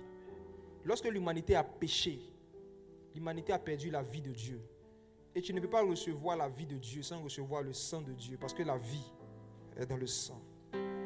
Voici pourquoi tant que Jésus n'était pas venu, personne ne pouvait donner la vie à l'humanité. Personne. Parce que la vie est quoi? Est dans le sang. Et pour que quelqu'un puisse donner son sang, et que ce sang-là puisse sauver la vie de tous les êtres humains qui sont à la face de la terre, il faut que son sang soit parfait. Il faut qu'il ait une vie parfaite, sans tache, sans défaut, sans péché. À part Dieu, qui peut vivre sur la terre pendant 33 ans sans péché? À part Dieu, qui peut apparaître dans le ventre d'une femme sans rapport sexuel? Le sang de Jésus-Christ, ce n'est pas un sang ordinaire. C'est un sang qui vient du ciel. Ce n'est pas un sang qui est le fruit des rapports sexuels entre un homme et une femme. C'est un sang qui vient directement du ciel et il y a la vie dans le sang. La vie de la chair est dans le sang, mais la vie de l'esprit est dans le sang de Jésus. La vie du Saint-Esprit, la vie de Dieu est dans le sang de Jésus. Donc Jésus-Christ, son plan, il devait venir sur la terre pour nous donner son sang. Il faut que vous soyez des chrétiens attachés au sang de Jésus et qui respectent le sang de Jésus. C'est notre vie. Notre vie est dans son sang à lui. Et maintenant, le Seigneur, qu'est-ce qu'il fait? Avant qu'il n'arrive pour donner son propre sang, il établit un principe que Abel avait déjà commencé à pratiquer. Si quelqu'un pêche ou si quelqu'un commet certains actes, la manière de réparer ça, il fallait qu'il verse du sang des animaux. Et vous savez ce qui se passe quand on verse le sang des animaux, même jusqu'à aujourd'hui. Vous qui allez m'écouter ou vous qui m'écoutez quelque part, peut-être la radio ailleurs, vous êtes dans des familles où, à certaines périodes, on vit de venir tuer poulet, de venir tuer tel animal, et puis on prend son sang, on verse son sang par terre. Vous dites, je suis chrétien, vous partez participer à ça. Écoutez bien. Chaque sang a une voix. Et on voit ça avec Abel quand le Seigneur lui dit, la voix du sang de ton frère crie. Donc, tous les animaux qui ont du sang, leur sang a une voix. Et c'est avec la voix du sang des animaux que les mystiques travaillent. Et lorsque tu décides volontairement de verser le sang d'un être sur la terre qui a une bouche, ouvre sa bouche, recueille ce sang-là.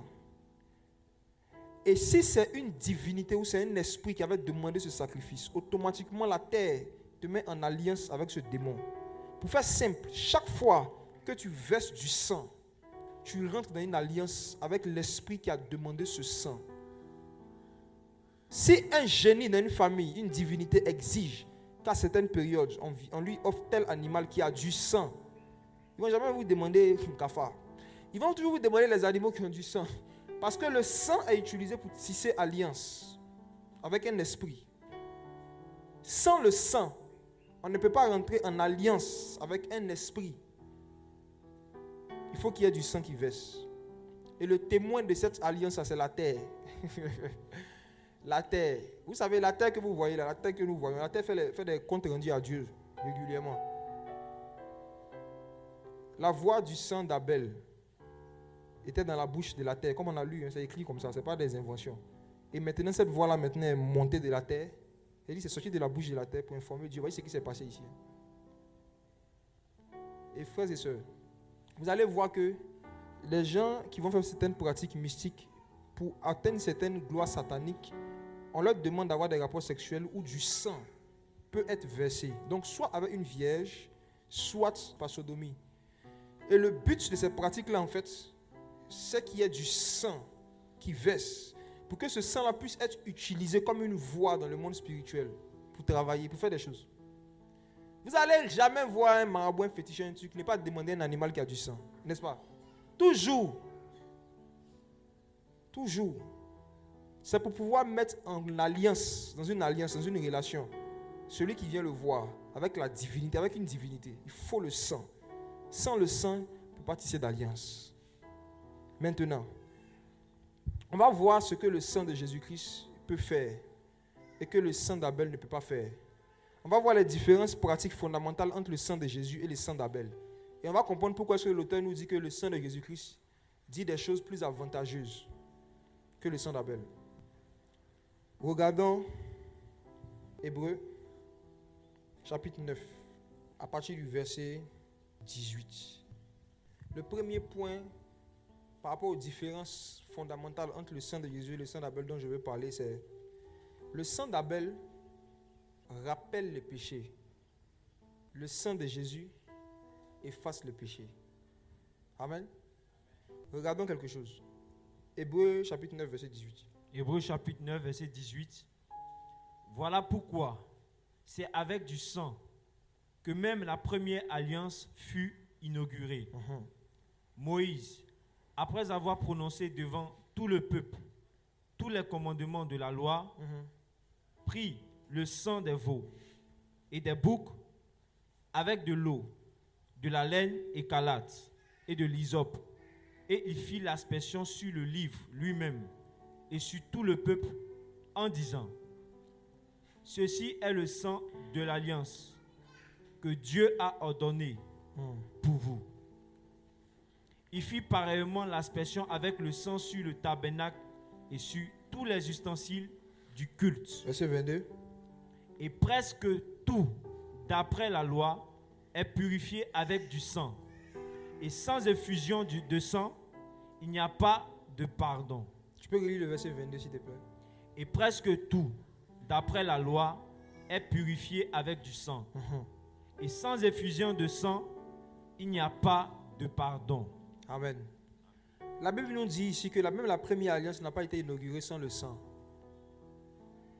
C'est pourquoi il faut que vous sachiez, mes frères et sœurs, il faut que vous sachiez cela, À chaque fois que vous demeurez longtemps dans un péché, je ne suis pas en train de parler du fait d'avoir péché une fois, s'être repenti, ce n'est pas de ça que je parle. Les gens qui pratiquent le péché, qui sont dans le péché, qui prennent plaisir au péché, vous êtes en train de livrer votre sang, votre âme à un démon. À chaque fois que tu demeures dans un péché, tu restes régulièrement dans un péché. Automatiquement, tu donnes la possibilité à un démon d'avoir accès à ton sang. Vous rentrez en alliance.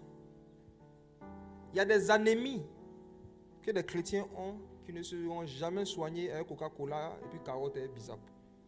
Ils vont beau boire ça, ça ne va pas changer. Parce que le motif pour lequel le sang manque dans leur corps est spirituel. J'ai traité beaucoup de cas d'anémie spirituelle. Où des personnes ont des anémies mais mystiques, c'est causé par des démons, ils ne savent pas. Ils ne savent pas. Pourquoi? Parce qu'il y a une alliance, il y a un lien, il y a un contrat entre eux et puis un esprit. Donc, du coup, sans le sang, il n'y a pas d'alliance. L'alliance dans laquelle tu rentres automatiquement donne droit à l'esprit avec lequel tu es en alliance d'utiliser ton sang, de faire ce qu'il veut avec ton sang. Il y a beaucoup de maladies de sang dans notre génération qui ne sont pas naturelles, qui sont causées par des démons. Parce que des gens, par ignorance, parfois ont fait des pratiques, qui se sont retrouvés dans des choses. Et des esprits ont pu déposer des choses dans leur sang. L'un des passe-temps favoris des démons, c'est de rendre les gens malades. Ah oui. Ils aiment rendre les gens malades. Et les démons qui rendent les gens malades aiment inviter les gens qu'ils ont rendus malades dans les programmes où on dit la guérison divine n'existe plus. Ils aiment leurs conseils, leur recommander même des églises. Des endroits où ils savent que ils pourront, ce qu'ils ont mis dans ton sang pourra rester là dans ton sang sans problème, sans qu'il ne soit dérangé. L'église même sera prête à cotiser pour payer l'ordonnance pour toi, que tu aies du fer, du calcium. Ça n'a jamais été la volonté de Dieu, même pour des païens, que le corps physique d'un de ses enfants manque de sang. Non. Parce que le sang, c'est la vie. Amen. Normalement, les chrétiens doivent être des grands donneurs de sang. Le sang, c'est la vie. La vie est dans le sang. Et le Seigneur dit qu'il n'y a pas de plus grand amour que de donner quoi? Sa vie pour ses amis. Aujourd'hui, des gens meurent. En Afrique, c'est en Afrique qu'on voit ça. Des gens meurent à cause d'une poche de sang, 2 poches qui manquent. Alors qu'il y a plein de gens qui sont là dans la ville qui ont du sang. Et frères et sœurs, on voit dans Hébreux chapitre 9 que il n'y a pas d'alliance sans le sang. Et à partir du moment où tu es rentré dans une alliance avec un esprit, automatiquement, il a droit à ton sang.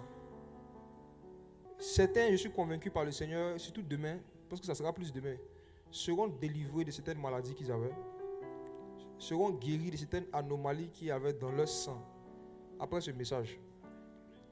Après cette repentie de certaines choses, après certaines repentances, il y a des maladies, il y a des malaises qui vont disparaître seuls. Il y a des problèmes de tension que les personnes n'auront plus. Parce qu'ils vont sortir de certaines alliances dans lesquelles ils se sont mis de manière inconsciente. Mais il y a une phrase célèbre: sans effusion de sang, il n'y a pas de pardon des péchés. La plupart des prédicateurs et des chrétiens que j'entends citer ce verset disent qu'il est écrit que d'après la loi, tout est purifié par le sang. N'est-ce pas? Qui a déjà entendu les gens dire que tout est purifié par le sang? Tout. Ok. J'ai pensé ça, j'ai dit ça aussi pendant des années, jusqu'à ce que je lise bien, que Dieu m'éclaire. Ils ont écrit presque tout. Lisez bien. Hébreux chapitre 9. On dit presque tout est purifié par le sang. Presque. Hébreux chapitre 9, verset 22. Et presque tout, d'après la loi, est purifié avec du sang. Et sans effusion de sang, il n'y a pas de pardon des péchés. de péché. Donc même sous la loi, le sang des animaux ne pouvait pas tout faire. Même sous la loi, le sang que les gens utilisaient pouvait faire presque tout, mais pas tout. Alléluia. Il y a un seul sang qui peut faire tout, c'est le sang de Jésus. Le sang des animaux fait presque tout. Ça peut purifier presque tout. Vous allez voir, frères et sœurs, que dans l'ancienne alliance, les gens n'expérimentaient pas des guérisons miraculeuses de manière régulière. Pourquoi? Parce que le sang de l'alliance, le sang de l'ancienne alliance était un sang qui servait seulement à l'expiation des péchés. Mais ça ne pouvait pas purifier quelqu'un de sa maladie. C'est pour ça qu'il dit presque tout. Ça veut dire que c'est un sang qui intervient dans presque tous les domaines. Mais il y a un domaine, par exemple, où le sang des animaux et même le sang des hommes ne peuvent pas intervenir. C'est la guérison miraculeuse. Or, le sang de Jésus-Christ fait ça. Non seulement il pardonne les péchés, mais il guérit nos maladies. Avec le même sang. Lui, son sang fait tout. Il peut te purifier. Il y a des gens que Jésus a guéris. Et puis, quelqu'un qui était malade, le Seigneur dit, va. Sois pur. Le Seigneur dit, va, ta foi t'a sauvé. Quelqu'un qui était malade physiquement, le Seigneur dit, tu es sauvé. Maintenant, j'aimerais vous choquer avec quelque chose qui m'a choqué. Il est écrit que sans effusion de sang, il n'y a pas de pardon des péchés selon la loi, n'est-ce pas? Et la Bible nous dit que Jésus-Christ n'a jamais transgressé la loi, n'est-ce pas? Mais pourtant, il y a un épisode dans la Bible, sinon plusieurs, je vais parler d'un seul, où Jésus-Christ, il a accordé le pardon des péchés sans effusion de sang. Est-ce que Jésus-Christ ne s'est jamais tenu devant des pécheurs sous la loi quand il faisait son ministère? Et puis il dit, va, tes péchés te sont pardonnés. Alors qu'il n'y a eu aucun sacrifice. Lui-même, son sang n'est pas encore versé. Il n'a pas demandé d'aller verser du sang, mais il dit, tes péchés te sont pardonnés. Et les pharisiens qui connaissaient ce passage disent, quoi? Ils blasphèment. Car, sans effusion de sang, il n'y a pas de pardon des péchés. Comment expliquer le fait que Jésus-Christ était capable de transférer le pardon des péchés sans effusion de sang? Allons voir ça dans Matthieu. Il n'a pas changé. Allons regarder Matthieu 9, à partir du verset 2. Matthieu chapitre 9, verset 2. Et voici, on lui amena un paralytique couché sur un lit. Jésus, voyant leur foi, dit au paralytique, prends courage, mon enfant, tes péchés te sont pardonnés. Ok, allons-y. Sur quoi quelques scribes dirent au-dedans d'eux, cet homme blasphème. Et Jésus, connaissant leurs pensées, dit, pourquoi avez-vous de mauvaises pensées dans vos cœurs? Car lequel est le plus aisé de dire, tes péchés sont pardonnés, ou de dire, lève-toi et marche? Non, on va pas aller vite sur la fin de l'histoire, c'est trop intéressant. Mais regardez ce qui s'est passé. On envoie un paralytique, ses amis l'envoient, il est paralysé. Et le motif pour lequel ils l'ont envoyé devant Jésus, c'est pour demander une quoi? Une guérison. À aucun moment, ils ont envoyé le gars devant Jésus pour dire, Seigneur, il faut lui pardonner ses péchés. Et ils savaient où on pardonne les péchés, c'était au temple. Si c'est pardon des péchés qu'ils cherchaient, ils allaient partir avec leurs amis au temple, ils allaient faire effusion de sang, et ils allaient recevoir le pardon des péchés. Ils étaient venus pour la guérison miraculeuse, parce que ça, il n'y avait pas ça au temple. Amen. Voilà, c'était dans la maison. Il n'y avait pas ça au temple. Donc, qu'est-ce qui se passe? Ils ouvrent le toit, ils font descendre leurs amis. On dit, Jésus voit un paralytique, et la première phrase qui sort de sa bouche, prends courage. Prends courage, mon enfant. Tes péchés te sont pardonnés. Oh, le malade n'a même pas dit, Seigneur, pardonne-moi mes péchés. Le malade n'a même pas confessé ses péchés. Il n'a pas parlé des péchés dans lesquels il était. Les gens l'envoient pour un problème de guérison. Jésus parle d'un problème de péché. Jésus traite d'abord ce dont les gens ne lui ont pas parlé, avant de traiter ce dont les gens lui ont parlé. Pourquoi? Il y a beaucoup de raisons. La première raison, c'est qu'il y a certaines maladies qui sont dans la vie de certaines personnes qui ne vont jamais partir si les péchés qui ont fait rentrer cette maladie ne sont pas partis. Je rembobine.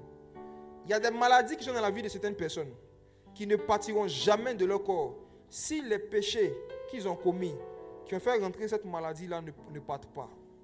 Donc il faut d'abord les purifier de leurs péchés et ensuite les purifier de leur maladie. Alléluia. C'était un cas comme ça devant lequel Jésus était en fait. Ceux qui l'apportaient, eux, ils ne savaient pas. Peut-être que le gars leur a dit, j'ai fait accident de voiture, moto m'a cogné. C'est ce qu'il leur a expliqué. Mais Jésus-Christ qui connaît toutes choses, connaît l'origine de chaque problème. Amen.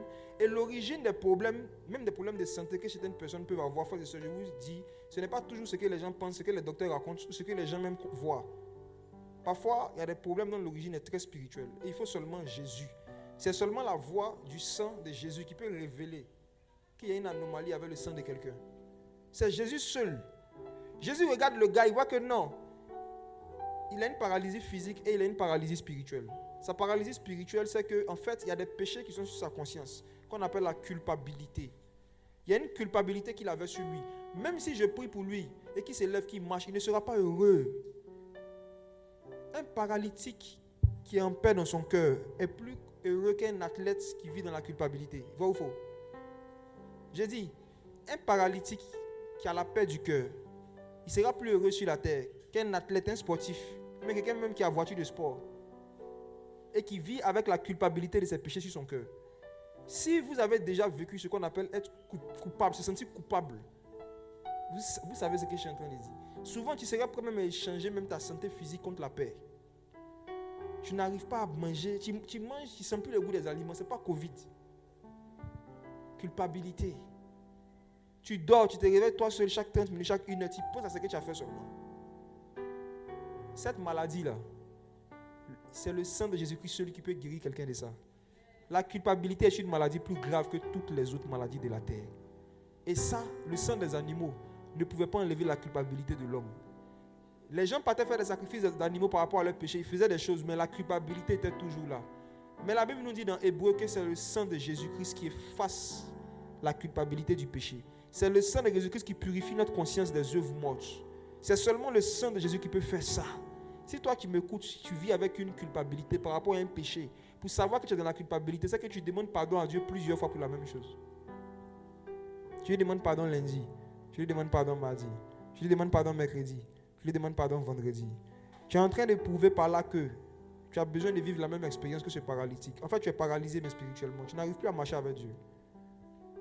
Tu n'arrives plus à marcher avec le Seigneur. Les gens voyaient seulement une paralysie physique. Jésus voyait la paralysie spirituelle. Il dit non, prends courage. Voici comment le sang de Jésus-Christ parle. Le sang de Jésus-Christ encourage les pécheurs. Amen. Il les encourage à se repentir, à se relever de ceux dans quoi ils sont. Il les encourage à sortir de ceux dans quoi ils sont. Voici le sang de Jésus. Voici la voix du sang de Jésus. Et ça parle mieux que le sang d'Abel. Si c'était Abel qui était là. La particularité du sang des prophètes, c'est que c'est un sang vraiment d'accusation et de vengeance. Je vous assure. Vous allez voir dans les Écritures que quand on te parle des prophètes, on te parle des personnes les plus nerveuses. Regardez bien. Il y a un qui s'appelait Jonas.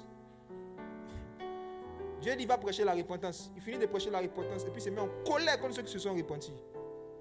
Il dit, pourquoi Dieu leur pardonne facilement comme ça? Voici la voix du sang d'Abel. C'est trop facile. Si Abel était vivant physiquement, peut-être qu'il allait trouver injuste le fait que Dieu donne longue vie à celui qui l'a tué. Dieu me met une protection sur lui. Il dit, si quelqu'un te touche, je vais te venger 7 fois. Le sang d'Abel dit, vengeance. Regardez le langage de Jésus. Il regarde un pécheur, il dit, prends courage. Jusqu'à aujourd'hui, personne ne sait ce quel péché le gars a commis. C'est entre lui et puis Jésus. Jésus est le meilleur confident, le meilleur ami qu'un homme peut avoir. Je vous assure. Il n'a jamais dit même à ses apôtres. C'est lui seul qui sait de quoi il passe. Il a dit, petit, ce que tu as fait, prends courage. Tes péchés te sont pardonnés. Le politique, là, si vous regardez dans Marc 9, il n'a pas parlé. Hein. Il était calme. Il ne parlait pas. Du début de l'histoire à la fin, il n'a pas parlé. Mais Jésus a parlé à son cœur. Voici la voix du sang de Jésus. Il n'est pas en train de dire, regarde sur ton péché, je t'aime. Ça, ce n'est pas l'amour de Dieu. Ça. Quand nous qui sommes chrétiens, quand il nous arrive de commettre quelque chose qui n'est pas bien, c'est qu'il montre qu'on aime Dieu, c'est qu'on cherche à sortir de ça. C'est qu'il montre vraiment qu'on n'est pas des pécheurs, des gens de mauvaise vie. On ne cherche pas comment on va faire pour se maintenir dans la chose. Mais souvent, il y a des péchés, ça te paralyse. Et on t'envoie devant Jésus. Les gens peuvent te regarder, penser que ton plus grand problème, c'est le problème d'argent. Ta tante, ta cousine peut prier pour toi, Seigneur, donne-lui un mari. Donne-lui l'argent, elle va habiter chez elle. Donne-lui l'argent de son commerce. Ça, c'est ce qu'elle voit. Tu as un problème plus grave que ça. Et ça, c'est le sang de Jésus-Christ qui va traiter ça aujourd'hui. Il y a des sujets pour lesquels nous avons l'habitude de prier pour des gens qui n'est pas le sujet qui est le plus urgent aux yeux de Dieu. Pour Dieu, ce n'était pas urgent de faire marcher un paralytique. Ce n'est pas urgent. Ce qui était urgent, c'est le fait d'aider un pécheur à se lever pour marcher avec Dieu. Maintenant, revenons sur l'histoire de l'effusion de sang. Il regarde quelqu'un, il dit, tes péchés te sont pardonnés. C'est fini. Les pharisiens regardent la scène. On regarde Jésus, il n'est pas blessé. On ne voit pas à quel moment aussi il a tué un agneau, un pigeon. Ce que Moïse a demandé, il n'a pas fait ça. Ils ont dit, mais il blasphème. Sans effusion de sang, il n'y a pas de pardon des péchés. Comment il peut regarder quelqu'un et lui accorder le pardon des péchés? Voici. De tout temps, celui qui déclare pardonner ou qui déclare un péché juste, c'est qui? C'est Dieu. C'est Dieu. C'est Dieu. La Bible dit que c'est Dieu qui justifie l'impie. C'est Dieu qui justifie le pécheur. C'est Dieu qui décide que celui-là est coupable, celui-là est pardonné. C'est Dieu qui décide. Maintenant, pour que Dieu décide que tu sois pardonné, il avait mis un principe. Il fallait qu'on verse du sang physique d'un animal. Et sur la base de ce sang physique-là, Dieu il va voir que tu lui as obéi. Et sur la base de ton obéissance, il déclare que tu es juste, que tu es pardonné. Donc finalement, que tu aies versé le sang d'un mouton, que tu aies versé le sang d'un pigeon, celui qui te pardonne, ce n'est pas le mouton et le pigeon, n'est-ce pas? C'est Dieu qui décide que tu es pardonné. Donc maintenant, les règles que Dieu a mis en place pour pouvoir transférer le pardon des péchés, il faut qu'il y ait du sang. Et dans l'ancienne alliance, comme les gens fonctionnaient avec les animaux, il fallait que ce sang-là verse physiquement. Et pourquoi ce sang devait verser physiquement, frère? Ce n'était pas pour montrer ça à Dieu. C'était pour que celui-même qui est en train de faire le sacrifice, quand il est en train de voir du sang d'un animal innocent qui est en train de verser, lui-même, il puisse avoir la foi que Dieu m'a pardonné. C'est pour aider l'homme que Dieu a demandé que l'homme sacrifie un animal sous ses yeux. C'était pour l'homme lui-même. Mais le Seigneur, ce qu'il regarde pour accorder la repentance, le pardon, c'est quoi? C'est la repentance, la sincérité. Si tu pouvais prendre un gros bœuf, venir le sacrifier devant le Seigneur, si ton cœur n'était pas sincère, Dieu ne te pardonnait pas, vrai ou faux? Le Seigneur disait que celui qui venait avec son sacrifice, son animal, il devait imposer la main sur l'animal. C'est-à-dire c'est un acte de foi. Dieu voulait voir la foi. Car sans la foi, il est impossible d'être agréable à Dieu. En fait, comprenez que depuis l'ancienne alliance, l'outil dans le monde spirituel que Dieu utilise pour pardonner quelqu'un, c'est la foi. La foi. Dans l'ancienne alliance, il fallait mettre sa foi dans le sang des animaux. Si tu mettais ta foi là-dedans, Dieu te pardonne tes péchés. Mais dans la nouvelle alliance, il faut mettre sa foi dans le sang de qui?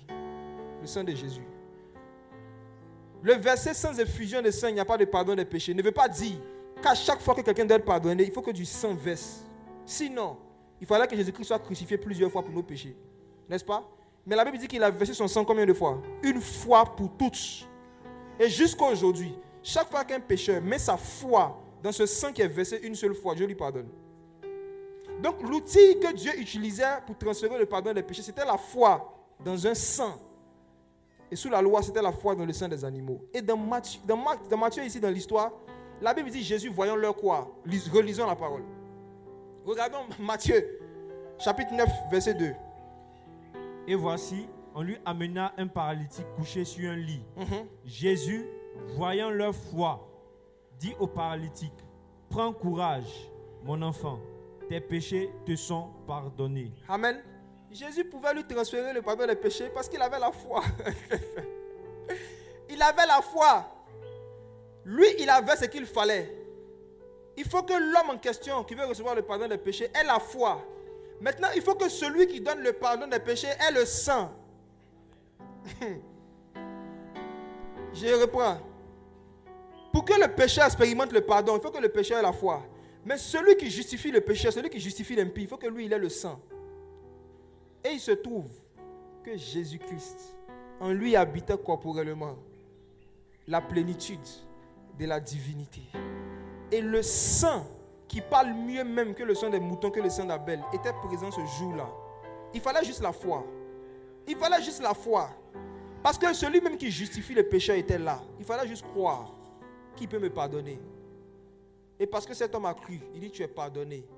Mais la compréhension de l'effusion de sang que les pharisiens avaient les ont bloqués. Il dit non, il n'a pas respecté la loi. Si, il a respecté la loi.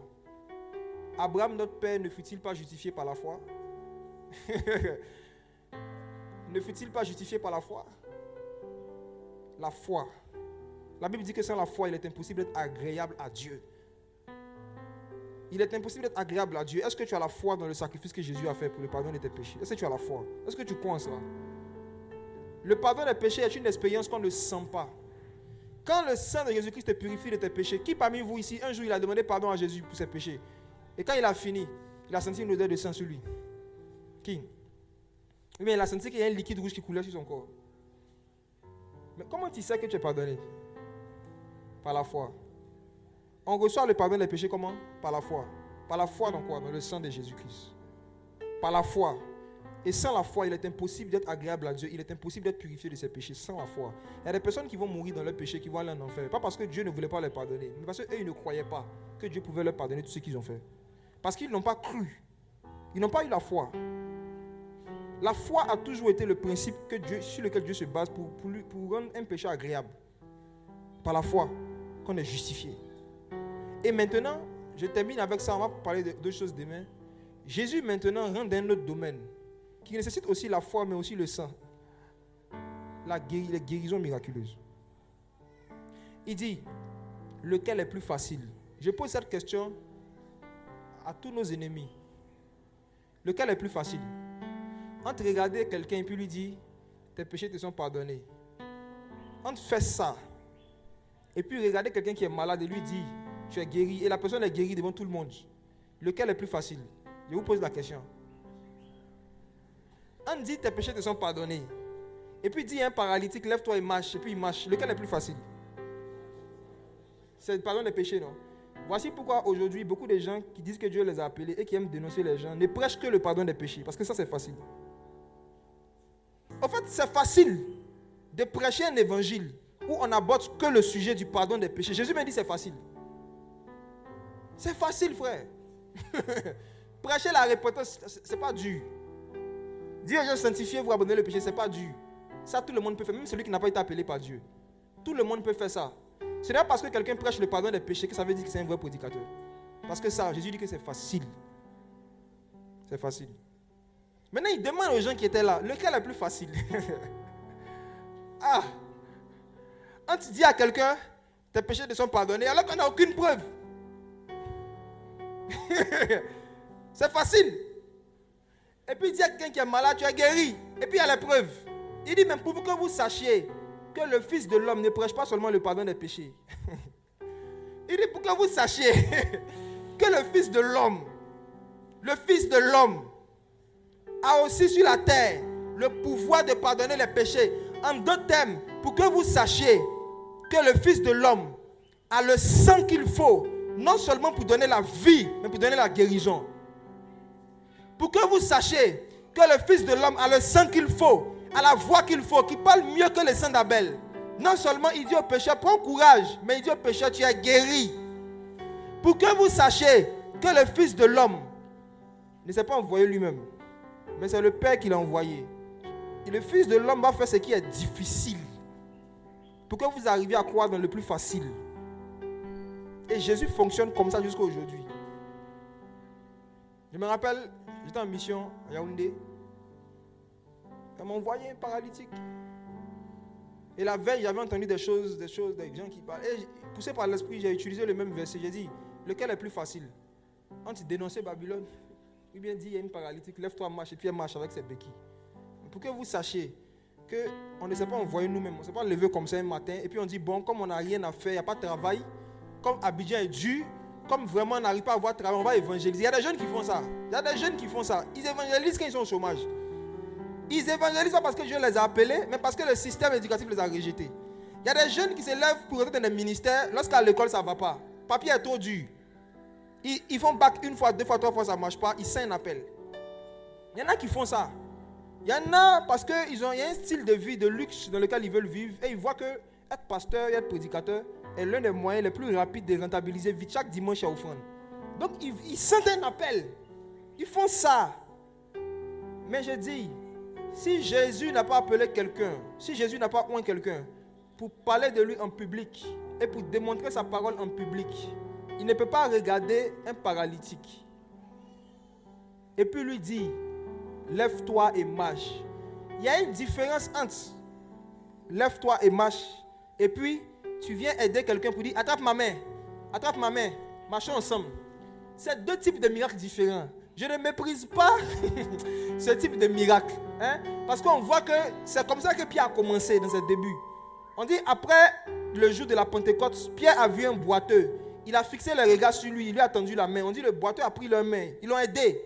Mais il n'a plus fonctionné comme ça après. Ça c'est le début. Quand tu commences dans le don des miracles, c'est comme ça au début.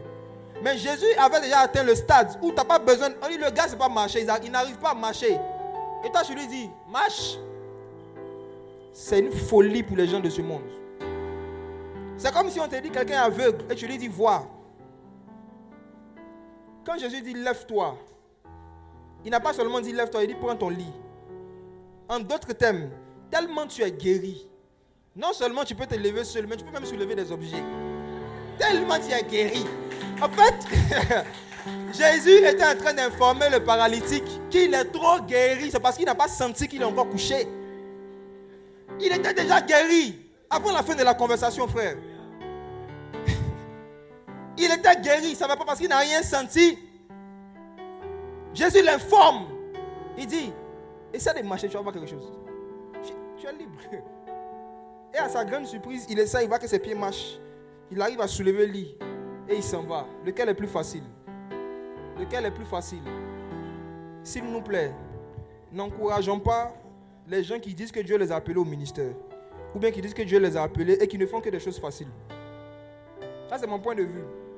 C'est pour ça qu'aujourd'hui, tout le monde est pasteur. Tout le monde se lève et dit Dieu l'a appelé. Chacun se lève et fait le ministère. Parce que les chrétiens ne sont plus exigeants. Ils ne sont plus exigeants avec ceux qui disent que Dieu les a appelés. Moïse, quand Dieu l'a appelé, il savait qu'il partait croiser un peuple exigeant. Donc, il ne s'est pas contenté d'avoir vu des flammes de feu, des voix qui lui parlent. Il dit Seigneur, quand je vais partir là-bas, ils vont dire qu'est-ce qui prouve que Dieu t'a appelé. Et Dieu lui a pas dit, ok, si on t'interroge, il faut la dire de lire Genèse 1, verset 1. Au commencement, Dieu créait. C'était pas ça. C'est pas ça. Laissons ça là. Ça même c'est facile. Tout le monde peut bosser un verset biblique. C'est facile. Le Seigneur dit, il y a deux choses qui vont montrer que je t'ai appelé. Un, je te révèle mon nom. La connaissance que tu auras de mon nom, eux ils n'auront pas ça. Quand tu vas commencer à leur parler de moi, de ma nature, de mon nom, ils vont se rendre compte qu'en réalité, lui, il a croisé le gars à un niveau qu'on n'a pas encore croisé. Un, la connaissance du nom du Seigneur, la connaissance de la parole. Deuxièmement, il dit, mets ta main ici, ça sort, ça devient blanc. Bâton transforme en serpent. Les miracles. Les miracles. Je ne vais jamais m'entendre avec les chrétiens qui n'aiment pas les miracles. Avec les pasteurs qui n'aiment pas. On ne va jamais s'entendre. Lequel est plus facile? C'est ça qui a prouvé aux gens que Dieu a appelé Moïse. Même Moïse, quand on aime, c'est ça qui a prouvé. Sinon, chacun, regardez l'apôtre Paul, il se lève un matin, lui, il chicotait les chrétiens. Et puis, il se lève un matin, il dit Dieu l'a appelé. C'est trop facile. Il se lève un matin comme ça, il est devenu apôtre, seul comme ça. L'église de Jérusalem l'a testé. On l'a envoyé à Antioche. La Bible dit qu'il était avec les docteurs et les prophètes. Paul était là. Au début, il se levait, il prêchait la repentance. On dit, il faut t'asseoir un peu, attends un peu. Ça, c'est facile. Ils ont passé du temps dans le jeûne et dans la prière. Il y a eu un mouvement de l'esprit. Le Saint-Esprit a confirmé l'appel de Paul. Mais malgré ça encore, les gars le regardaient de loin. Il dit qu'il est parti. Et quand il est revenu maintenant, il a expliqué maintenant ce que Dieu faisait par ses mains parmi les nations. Et dans 2 Corinthiens 12, verset 12, il dit aux chrétiens de Corinthe, les preuves de mon apostolat ont éclaté au milieu de vous par des signes, par des prodiges et des miracles. 2 Corinthiens 12, verset 12. Bien-aimé, notre Jésus-Christ, le sacrifice qu'il est venu faire à la croix, ce n'était pas un sacrifice facile. Amen. Ce n'était pas facile. Il a versé son sang pour qu'on puisse avoir accès à ce qui est facile et à ce qui est difficile. Il a versé son sang pour qu'on puisse avoir accès au pardon des péchés et aussi à la guérison des maladies. Jésus a donné son sang pour ces deux choses. Et si nous le respectons vraiment, que si nous respectons son sang, on ne peut pas dire à Jésus, c'est vrai que tu dis dans ta parole, que tu pardonnes nos péchés, que tu guéris nos maladies. Mais nous, en ce qui nous concerne, on veut juste que tu pardonnes nos péchés. C'est insultant, c'est méprisant envers le sang de Jésus. Tous ceux qui méprisent les dons spirituels méprisent le sang de Jésus-Christ. Tous ceux qui méprisent l'aspect miraculeux de l'évangile, qui n'est pas l'œuvre d'un homme, qui n'est pas la volonté d'un homme, mais la volonté de l'esprit, ils sont en train de mépriser le sang de Jésus. Parce qu'ils ne connaissent pas le sang de Jésus. Le sang de Jésus-Christ pardonne les péchés. Et c'est aussi par ces meurtrissures que nous sommes guéris. Alléluia. Ok, je vais m'arrêter là. On va continuer demain. J'aimerais nous inviter à prier. Chacun où vous êtes, ceux qui sont à la radio, ceux qui sont ici. Si tu es dans le cas de quelqu'un qui a la culpabilité sur sa tête, sur sa conscience, par rapport à une œuvre que tu ne devais pas faire, à un acte que tu ne devais pas commettre, j'ai une bonne nouvelle pour toi ce soir. Le sang de Jésus-Christ est toujours vivant pour purifier ta conscience des œuvres mortes. Le sang de Jésus-Christ est toujours vivant. Il a versé son sang une seule fois. Et tous ceux et celles qui mettent leur foi dans le sacrifice qu'il a fait, Dieu les justifie. Dieu efface le souvenir de leurs iniquités. Dieu purifie leur conscience. Ce soir, tu peux expérimenter cela. Il y a le pardon dans le sang de Jésus. Mais c'est par la foi qu'on expérimente cela. Par la foi. Peut-être que tu m'écoutes ce soir.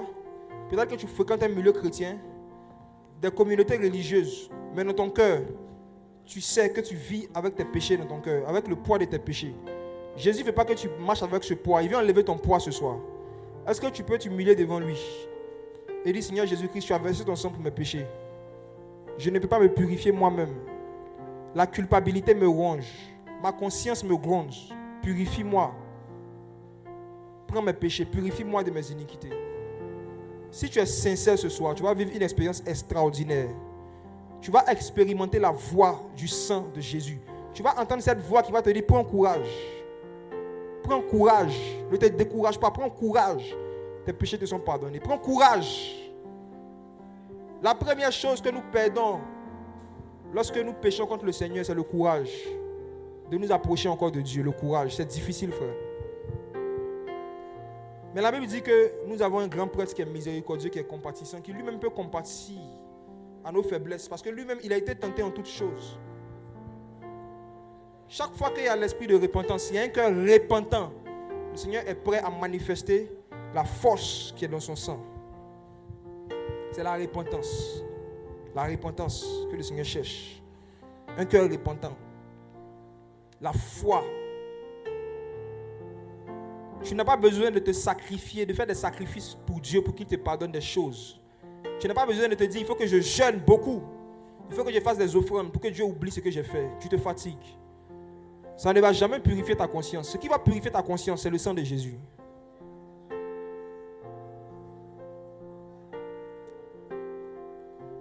C'est le sang de Jésus.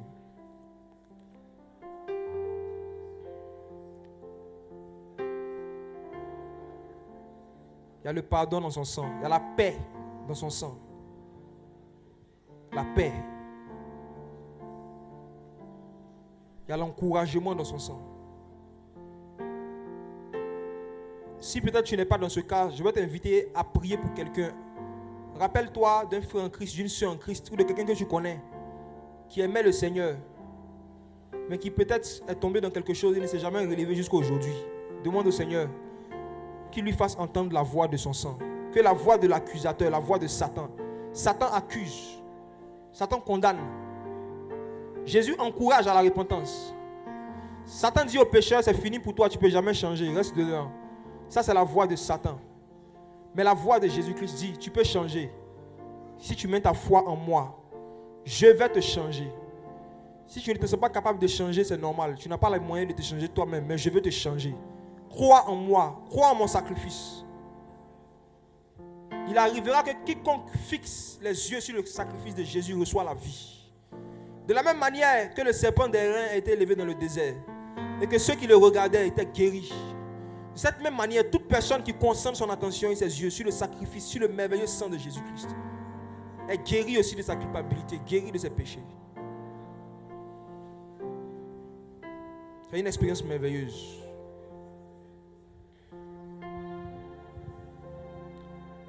Seigneur Jésus-Christ, voici j'ai présenté ta parole. Si tu trouves la foi dans le cœur de quelqu'un ce soir qui m'écoute, que toi-même tu puisses lui faire vivre les réalités de ta parole, que tu purifies la conscience des œuvres mortes, que tu enlèves la culpabilité, Seigneur. Nous prions aussi pour tous nos frères et sœurs, Seigneur Dieu, qui peut-être aujourd'hui ont chuté dans quelque chose, qui n'arrivent pas à se relever, Seigneur. Ils ont des problèmes peut-être physiques que nous voyons, mais peut-être ils ont une paralysie spirituelle, Seigneur. Fais-leur entendre la voix de ton sang qui dit, prends courage. Fais-leur entendre la voix de ton sang qui appelle à la repentance, Seigneur. Que tu permettes, Père éternel Dieu, qu'il y a beaucoup de tes brebis qui reviennent dans ta bergerie, Seigneur. Que l'esprit de repentance soit déversé, Seigneur, sur les uns et les autres. Et que les pécheurs viennent expérimenter les douceurs de ton sang. Les merveilleuses promesses qui sont rattachées à ton sacrifice, Seigneur Jésus. Oh Jésus, merci pour ta grâce, pour ta fidélité.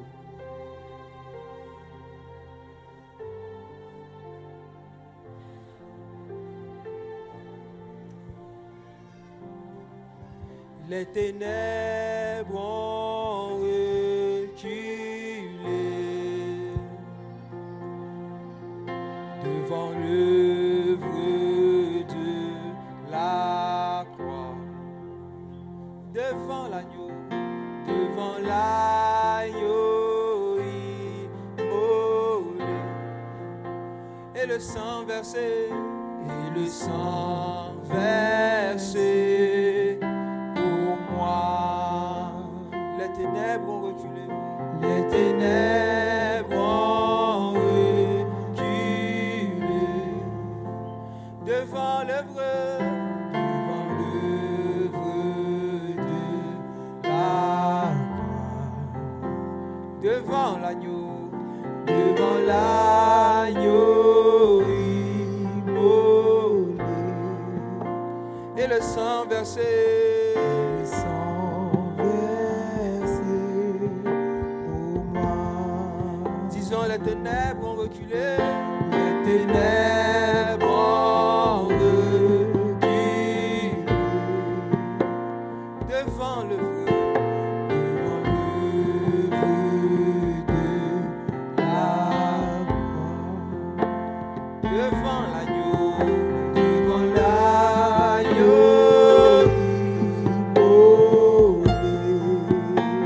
et le sang versé,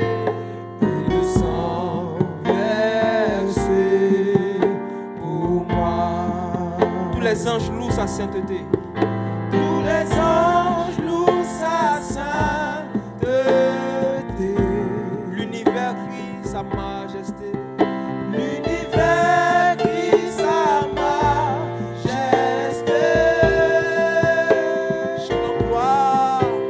Chantons gloire et puissance.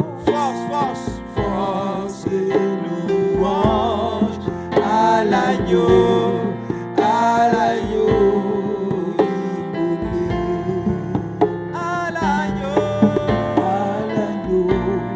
À l'agneau immolé.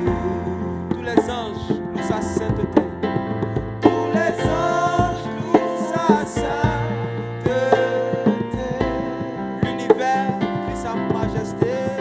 L'univers crie sa majesté.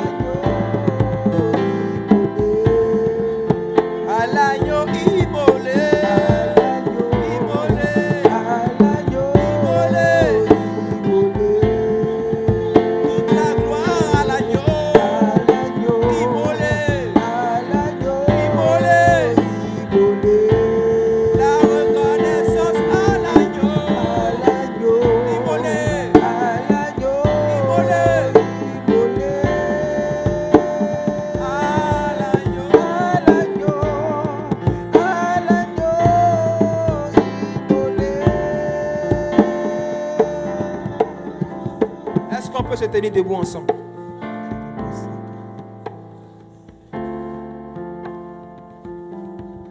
L'une des choses que Jésus nous a données par son sang, c'est un accès au trône de la grâce. Le sang de Jésus-Christ nous donne un accès direct au trône de la grâce. Et lorsque nous sommes devant le trône de la grâce, Dieu est disponible. Et Dieu est disposé à faire grâce à toute personne qui a un problème qui nécessite la grâce. Toute personne qui a une souffrance qui nécessite la grâce. Le sang de Jésus nous a donné accès au trône de la grâce. Je ne sais pas de quoi tu souffres ce soir. Je ne connais pas quelle maladie de sang. Je ne connais pas quelle maladie qui est censée être une maladie héréditaire qui a été transmise par le sang de tes parents, qui continue d'influencer ta vie sociale, qui continue de se manifester aujourd'hui en toi. Je ne sais pas. Mais Jésus sait. Et il est présent avec toi. Jésus sait. Et il veut te délivrer de cela. La Bible nous dit aussi par l'apôtre Pierre que le Seigneur Jésus-Christ, par son sang, nous a rachetés de la vaine manière de vivre héritée de nos ancêtres. Nous ne sommes pas censés subir les conséquences de la manière de vivre de nos ancêtres. Non, en Jésus-Christ, non. Le sang de Jésus-Christ met fin à des malédictions ancestrales. Le sang de Jésus-Christ met fin à des maladies dites héréditaires dans la vie de celui et celle qui met la foi en Jésus. Et si ce soir c'est ton cas, le Seigneur veut te guérir. Si tu as une maladie quelconque qui persiste dans ton corps, qui persiste dans ta vie, tu n'as pas besoin de la nommer. Mais Jésus-Christ veut te guérir. Tout ce dont tu as besoin de faire, c'est de mettre ta foi en son nom. C'est de mettre la foi en son nom. Et c'est de recevoir cette grâce qui veut t'accorder ce soir par la foi. Dispose-toi seulement. Crois seulement. Et si tu crois, tu verras la gloire de Dieu. Seigneur Jésus, je te dis merci pour ton amour. Merci encore pour ce soir. Tu dis dans ta parole que par tes meurtrissures, par tes blessures, par ton sang, tu as donné accès à la guérison. Tu as donné accès à des types de guérison, à l'humanité, Seigneur Jésus. Et nous avons vu cela dans nos Bibles, dans les Écritures. On a vu comment est-ce que tu as guéri des personnes qui souffraient. On nous parle de cette femme qui avait un problème de sang depuis 12 ans, Seigneur. Mais quand elle t'a croisé, Jésus-Christ, tu l'as guéri. Ce soir, je veux prier pour toute personne qui a un problème de sang. Je veux prier pour toute personne qui écoute ce soir. Que ce soit ceux qui sont dans cette salle, Seigneur, ou ceux qui sont ailleurs. Toute personne qui avait fait des examens, qui avait détecté des anomalies, des problèmes et des maladies dans le sang. Que ta puissance agisse ce soir dans leur vie. Que tu puisses les guérir au nom de Jésus-Christ. Que tu les guérisses de leurs maladies. Que tu les libères de leur malaise. Que tout problème de sang qui avait persisté dans la vie d'une femme ce soir s'arrête instantanément au nom de Jésus. Que toute maladie rattachée au sang qui avait persisté dans la vie d'un homme ce soir s'arrête au nom de Jésus-Christ.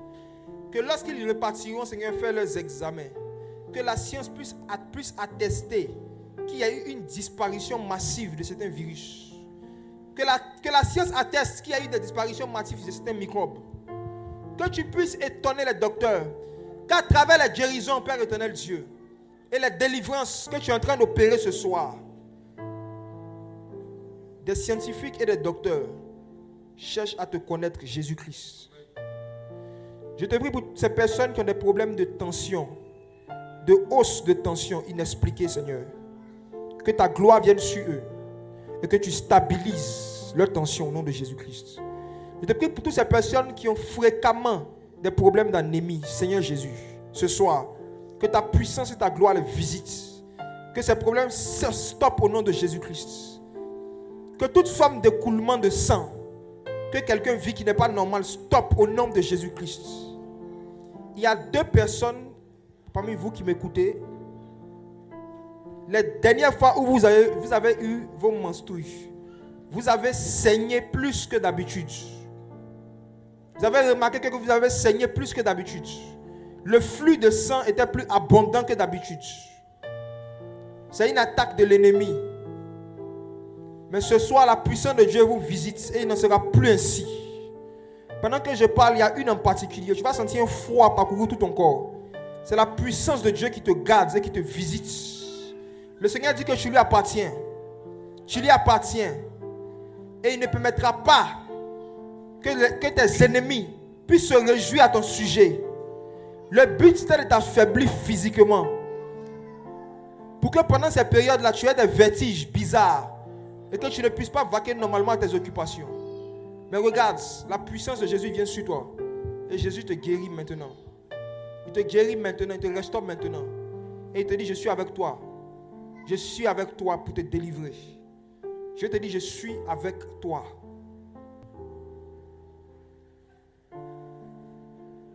Seigneur Jésus-Christ, je te dis merci pour toutes ces personnes que tu visites, que tu guéris, Père. Je te dis merci, Père éternel, pour tous ces témoignages que tu vas nous donner, Père.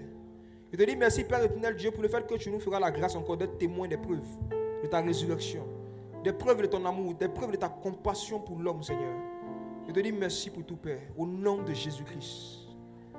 Maintenant, je vais prier pour des personnes de manière spécifique. Je vais vous demander encore de rester disposés. Il y a quelqu'un qui a des douleurs au tibia, le tibia précisément. Et la partie qui te fait le plus mal, c'est le tibia droit. La puissance de Jésus te guérit maintenant. Le Seigneur te soulage doucement. Il y a quelqu'un qui est ici. Depuis un moment, tes oreilles se bougent pour rien. Les oreilles se bougent comme quand il y a de l'eau qui rentre dans l'oreille. Souvent, tu es là, tu as des bouchons d'oreille, après ça s'arrête, ça vient, ça va. Ce n'est pas normal. La puissance de Dieu te touche, ça s'arrête aussi maintenant au nom de Jésus-Christ. Tu n'auras aucun problème d'oreille, tu ne seras pas sourd. Dieu te garde.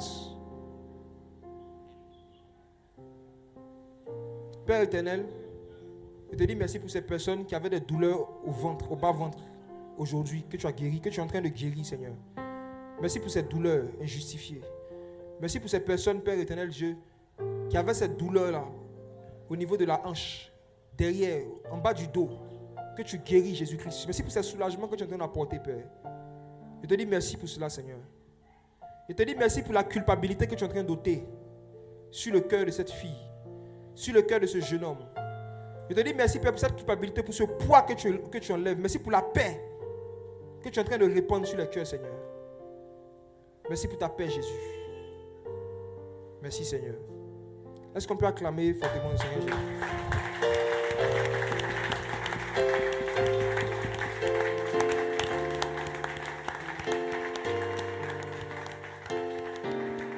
On peut s'asseoir.